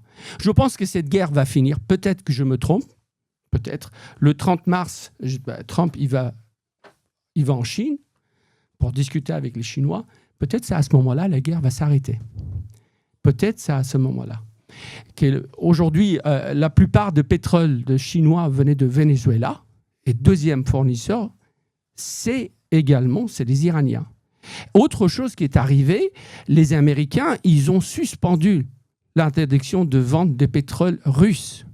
Maintenant, ils peuvent vendre leur pétrole pour mettre fin, également peut-être, je vais un peu plus loin, peut-être on va dire c'est Dajan Napoleon, comme tu dis toujours, mais je dis qu'aujourd'hui peut-être même pour agenouiller les Européens, parce qu'il en a marre des Européens. Il dit maintenant il faut que la guerre en Ukraine et en Russie ça s'arrête, parce qu'on ne peut plus avoir ça, et par ça je vais mettre la pression sur les Européens. Vous n'avez pas à décider pour le Moyen-Orient, c'est moi qui décide pour le Moyen-Orient, c'est moi qui fais tout. Et voilà. On a confié la responsabilité, parce que ce qui est très fréquent chez nous, les Iraniens, on dit Azadi, on dit de la liberté, mais la liberté a un autre penchant qui est la responsabilité. Malheureusement, cette responsabilité est trop lourde et on ne peut pas l'assumer. Et à chaque fois, on attend un sauveur. Voilà, tiens la responsabilité, parce que c'est toi qui vas gérer ça. On a peur de ça. Et on n'arrive pas à passer à ce stade de devenir citoyen. Et c'est pour ça qu'aujourd'hui, encore, il y a une partie qui sont pour la guerre et d'autres qui sont contre la guerre. Mais on doit passer à ce stade de devenir vraiment citoyen, d'arrêter d'être serviteur volontaire, d'arrêter et penser et de dire et de penser par soi-même, penser pour moi-même. Et malheureusement, il y a une reproche que j'ai fait souvent ici. Je vois beaucoup d'Iraniens qui viennent ici, qui assistent à ces débats. On débat. Mais moi, grâce à vous, j'ai appris énormément de choses ici. Mais je constate ceux qui viennent y faire le débat, je n'ai jamais vu d'acheter un livre dans ce sens-là, pour aller lire ce livre-là. Le problème des Iraniens, on a atteint d'une maladie qui est maladie d'ignorance. La maladie d'ignorance, c'est les pires maladies qui peuvent exister. Je suis désolé. Non, c'est une réalité. Prenez le micro, non, c'est une réalité. Je suis désolé. Je suis désolé. Peut-être, je suis désolé. Ça peut être choquant, pas de bruit, mais ça parlez, peut être. Vous avez un micro, parlez. Peut-être c'est choquant, mais il faut accepter. Il faut accepter. Quand je suis désolé, c'est choquant. Quand par exemple, non, c'est pas. Attendez, okay. C'est pas une généralité. Attends, le micro. Non, attendez. Ça vous choque. Vous savez, la vérité, je suis désolé, je continue. D'accord, ok. Je suis désolé, la vérité, c'est toujours dur à entendre. C'est ce que je dis maintenant. Et il y a beaucoup de gens, quel d'entre vous, je suis désolé, quand je viens ici, vous savez, quand j'entends de la part des Iraniens, qu'on ne peut pas avoir la démocratie, que les dictatures, c'est un cancer qui est bien, un cancer mauvais et un cancer bien, je suis désolé. Et majorité des gens cherchent le sauveur. Okay. Je suis désolé. Allez, réponds. Non, d'abord celui qui n'a pas parlé. Bonsoir. Oui, bonsoir. Moi, j'interviens en tant qu'invité, par un ami iranien, donc je serai prudent et respectueux des souffrances des Iraniens, de l'oppression, de. Mais vous pouvez parler tranquillement. Voilà, mais non, mais je me sens très bien. Non, mais je me sens. Mais par contre, la prudence, elle est due à la légitimité des souffrances et pas au fait que j'ai peur de quoi que ce soit. Bon, je voulais dire juste que il y a quand même quelques principes, peut-être de... Je ne suis pas spécialiste en sciences politiques, mais j'essaie d'être éclairé. Premièrement, les États n'ont pas d'amis, ils n'ont que des intérêts. Premièrement, c'est-à-dire que si les États-Unis et Israël interviennent, c'est pour leur intérêt. Deuxièmement, dans ces pays-là, il peut y avoir aussi des divergences. Il peut y avoir des divergences et on sait aussi qu'il y a des tensions aux États-Unis sur intervenir ou pas intervenir, se laisser entraîner ou pas se laisser entraîner. Troisièmement, il me semble quand même que dans les principes de fonctionnement, les États, ils ont pour un interlocuteur un autre État. Quand est-ce qu'ils commencent à accepter un autre interlocuteur qui ne soit pas un État, que ce soit l'opposition, que ce soit un leader, que ce soit des groupes sociaux, c'est quand ces acteurs deviennent des acteurs politiques. C'est-à-dire des acteurs politiques, ça veut dire qu'ils ont une base sociale, qu'ils ont une structuration et qu'ils ont une possibilité de peser sur la réalité. Donc moi je pense que quand un pays européen, que ce soit la France, ailleurs, une communauté européenne, dénonce les atteintes aux droits de l'homme, c'est aussi beaucoup du discours et c'est aussi beaucoup de la posture. mais parce que, voilà, il y a un récit, il faut le faire. Mais l'engagement, ça suppose qu'il s'engage auprès de groupes pouvant peser sur la réalité. Et moi, je pense que c'est en ce sens que la diaspora, en ayant des passerelles solides avec des groupes sociaux au sein de l'Iran, peut peser aussi par l'influence qu'elle peut avoir sur les opinions occidentales, parce qu'en effet, comme vous le disiez, M. Mazerolles, les gouvernants occidentaux prêtent attention à leurs opinions, contrairement à d'autres pays qui ne sont pas démocratiques. Et le dernier point que je voulais dire, il me semble quand même, en observateur naïf, que le rejet du régime est massif, à l'intérieur comme à l'extérieur. Le problème avec la guerre, c'est qu'elle polarise. Plus elle va durer, plus les souffrances vont être plus grandes, plus la guerre est la continuité de la politique par un autre moyen. Donc du coup, c'est pas une posture morale que je veux avoir, même si j'ai mes opinions morales sur ce point-là, mais je suis pas là pour vous en abreuver. Je dis juste que une guerre menée par des acteurs spécifiquement ceux-là, c'est-à-dire les États-Unis et Israël, endurant, en infligeant des souffrances, avec les images, avec tout ce que vous vivez aussi dans votre chair, je pense qu'il y a quelque chose de la polarisation qui peut s'aggraver. Et la polarisation est un problème parce que les régimes se renversent quand les oppositions deviennent larges et qu'elles coalisent des forces contradictoires. Je pense que vous avez l'expérience en 79, vous êtes les mieux placés, vous êtes un cas d'école de sciences politiques sur comment on renverse un régime, c'est quand les forces politiques contradictoires se coalisent. Après que le régime il ait des noyaux fanatisés qui le soutiennent, vous savez, les régimes, ça chute aussi comme des châteaux de cartes. Il a des clientèles, ces clientèles sont intéressées par la rente, et beaucoup s'en détourneront quand le vent tournera. La question n'est pas quel est le régime ou quelle est la personne qui va l'incarner. La question peut être, pour l'Iran comme ailleurs, c'est quel est aussi le modèle politique qui est proposé, qui réussisse à faire dialoguer toutes ces contradictions et où tout le monde trouvera sa place. Merci. Je vais être très bref parce que c'était pour reprendre ce que vous avez dit. En fait, je vais reformuler. Je pense que c'est super important, l'autocritique. Donc, je sais pas, vous avez dit un autre terme qui est un peu... Ça a un peu fait... Ça a choqué, mais je pense qu'il faut plutôt parler d'autocritique et c'est primordial. L'ignorance, moi, je la constate un peu. J'ai entendu tout à l'heure évoquer des parties du Kurdistan iranien. Je trouve que c'est important. Là, par exemple, je sais que l'Institut kurde à Paris a organisé il y a juste quelques jours après le début de la guerre au Palais du Luxembourg, je crois, un colloque sur justement l'avenir du Kurdistan iranien. Et ils avaient invité Hengom et aussi Iran Human Rights. Il y avait aussi justement... Amil Bonzarslan, Azadekon qui avaient participé. C'était très intéressant et justement, il n'y a pas du tout... ils ne parlent pas de... leurs revendications ne sont plus des revendications séparatistes. Et je trouve juste que je suis désolée, c'est fou comment les gens ils s'intéressent un peu en surface.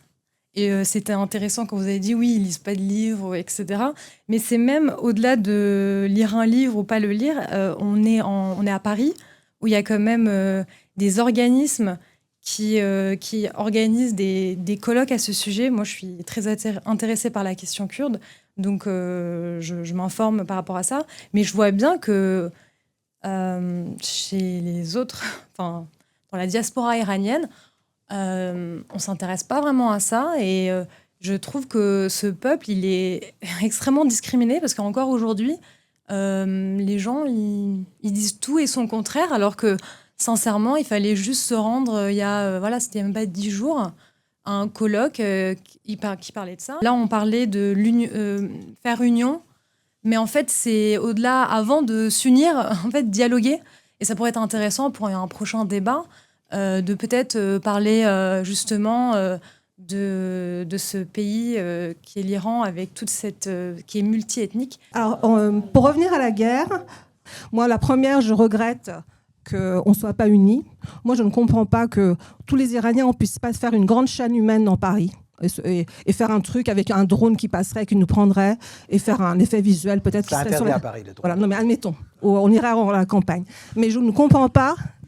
Je ne comprends pas que les Iraniens ne puissent pas faire ça, quels que soient nos bords. Moi, je suis même prête à donner ma main à quelqu'un qui a les idées complètement différentes que moi, qui a peut-être fait des choses horribles, j'en sais rien. Je m'en fous, quoi. On a autre chose actuellement en termes d'urgence. Non, mais voilà.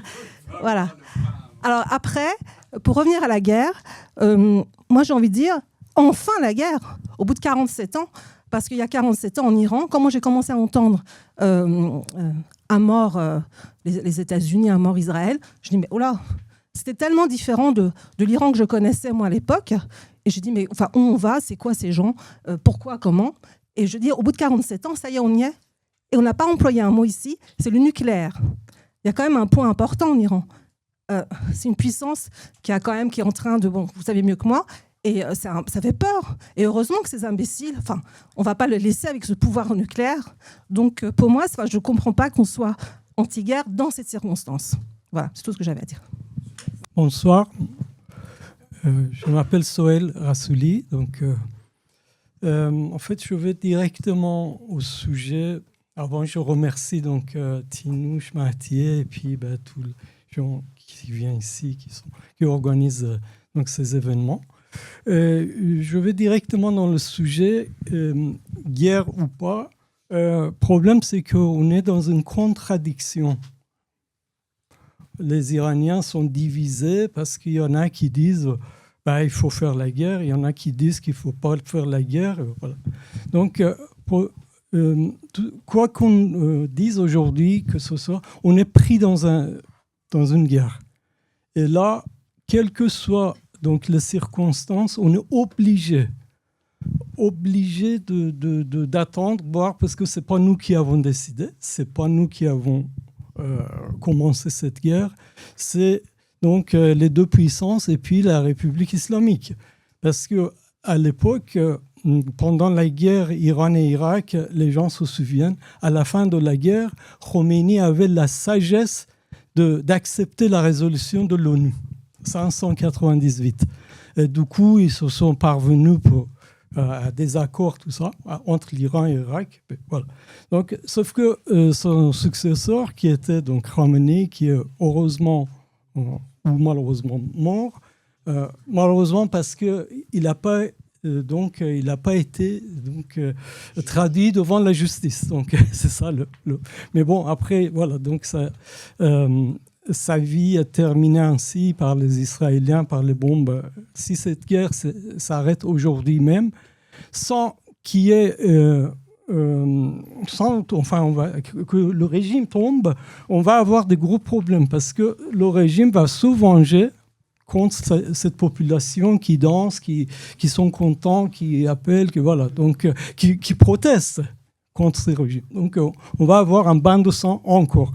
Ils l'ont dit plusieurs fois, le chef de police, le chef de plusieurs gardiens de révolution, même un présentateur de télé a eu le culot de dire « Écoutez, si vous continuez, on va mettre votre mère dans votre deuil. » Donc, c'est vraiment aussi cru. Et du coup, tout le monde, ils disent maintenant à la télé publique iranienne, ils disent, vous êtes des ennemis, on va faire comme on fait avec ennemis. On a vu que la couleur, en fait, 8 et 9 janvier, on a vu la couleur. Je ne sais pas combien exactement, 30 000, 40 000 personnes ne savent aujourd'hui, mais bon, ça veut dire qu'on va avoir un bain de sang encore plus important. Donc, du coup, si aujourd'hui il y a une cessez-le-feu pour une raison ou autre, et que pendant ce cessez-le-feu, il n'y a pas de négociation possible pour le peuple iranien, on se trouvera dans un bourbier. Donc après, il faut encore... C'est toi qui le dis, qui est toujours anti-guerre. Hein. Oui. La position généralement anti-guerre. Oui, là, je crois que même ceux qui crient aujourd'hui il faut faire la guerre, ils sont au fond dans l'anti-guerre. On n'est pas je crois tout le monde essaie. On vit mieux dans la paix que dans la guerre. Mais bon, après, ça fait partie aujourd'hui de la vie, malheureusement. Mais bon, du coup, voilà, moi, je suis, comme j'ai dit, comme les autres gens, les autres compatriotes, je suis un peu divisé. Mais là, aujourd'hui, cette guerre, si ça s'arrête, quelle sera la finalité? On a dit, on a beau commencer la guerre, mais on ne sait pas comment le finir. Moi, je serais étonné si demain ou après-demain, Trump décide d'arrêter pour une raison ou autre la guerre, que Netanyahou continue. Ça serait étonnant, sauf si, voilà, je ne sais pas. Donc, je ne suis pas sûr, monsieur Azroth. Voilà. Donc, comme la guerre des 12 jours, du jour au lendemain, quand Trump a dit... Ouais.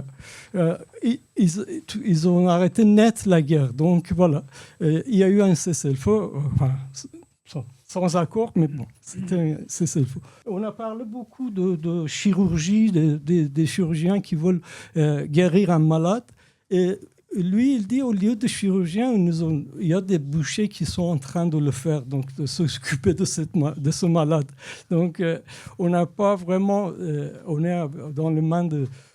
Trump dans les mains de Netanyahou et puis les autres. Et je cite, je finis avec donc, une phrase de Trump. Tout le monde sait qu'il y a eu un bateau un navire de guerre iranien qui a été coulé par l'armée américaine dans la côte sri-lankaise. Donc là...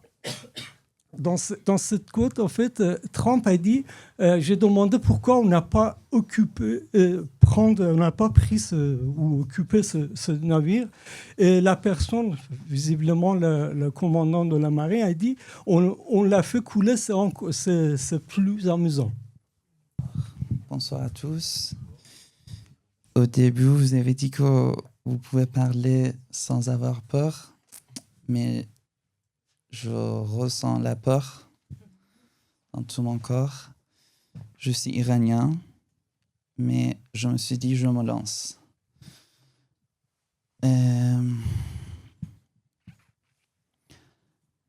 J'ai toujours envie de retourner en Iran et de voir ma famille. Et cette peur vient de ce côté-là, que si la guerre finit avec la continuité de ce régime, est-ce que je pourrais revenir ou pas? Je veux mettre peut-être un point ou une fin pour cette histoire pour moi-même. Du coup, c'est un acte un peu même personnel. Je vous partage... Merci.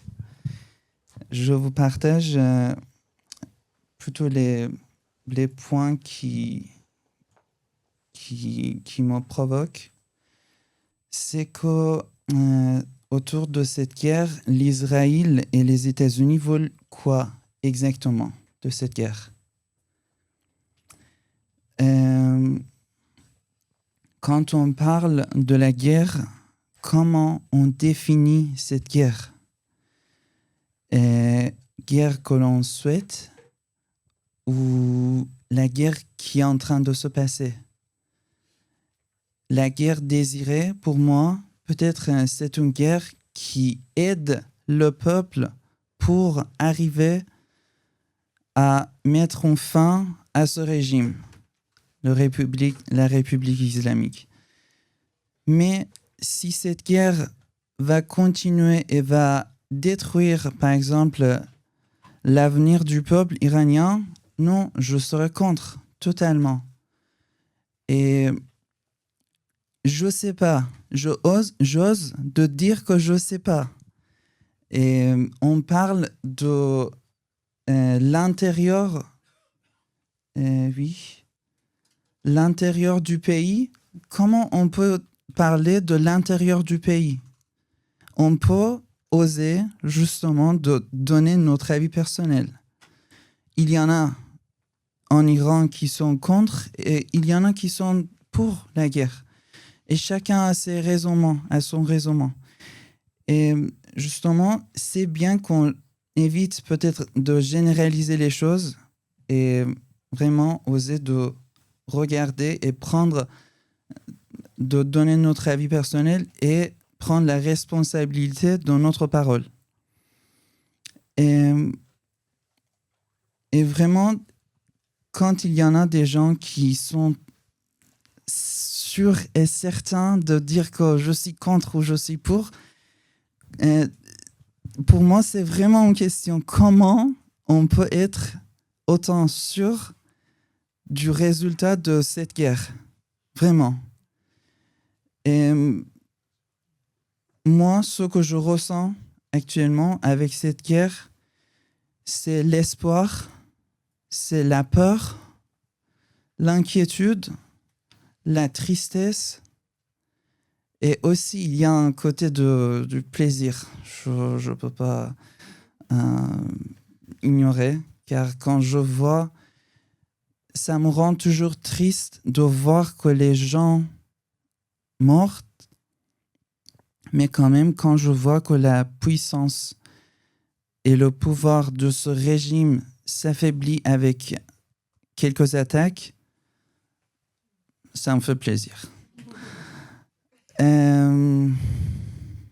Voilà. Merci beaucoup.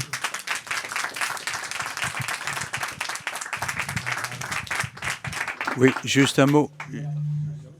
Juste un mot pour dire que monsieur, tout à l'heure, je crois, a mis en avant le plus grand danger qui pourrait arriver.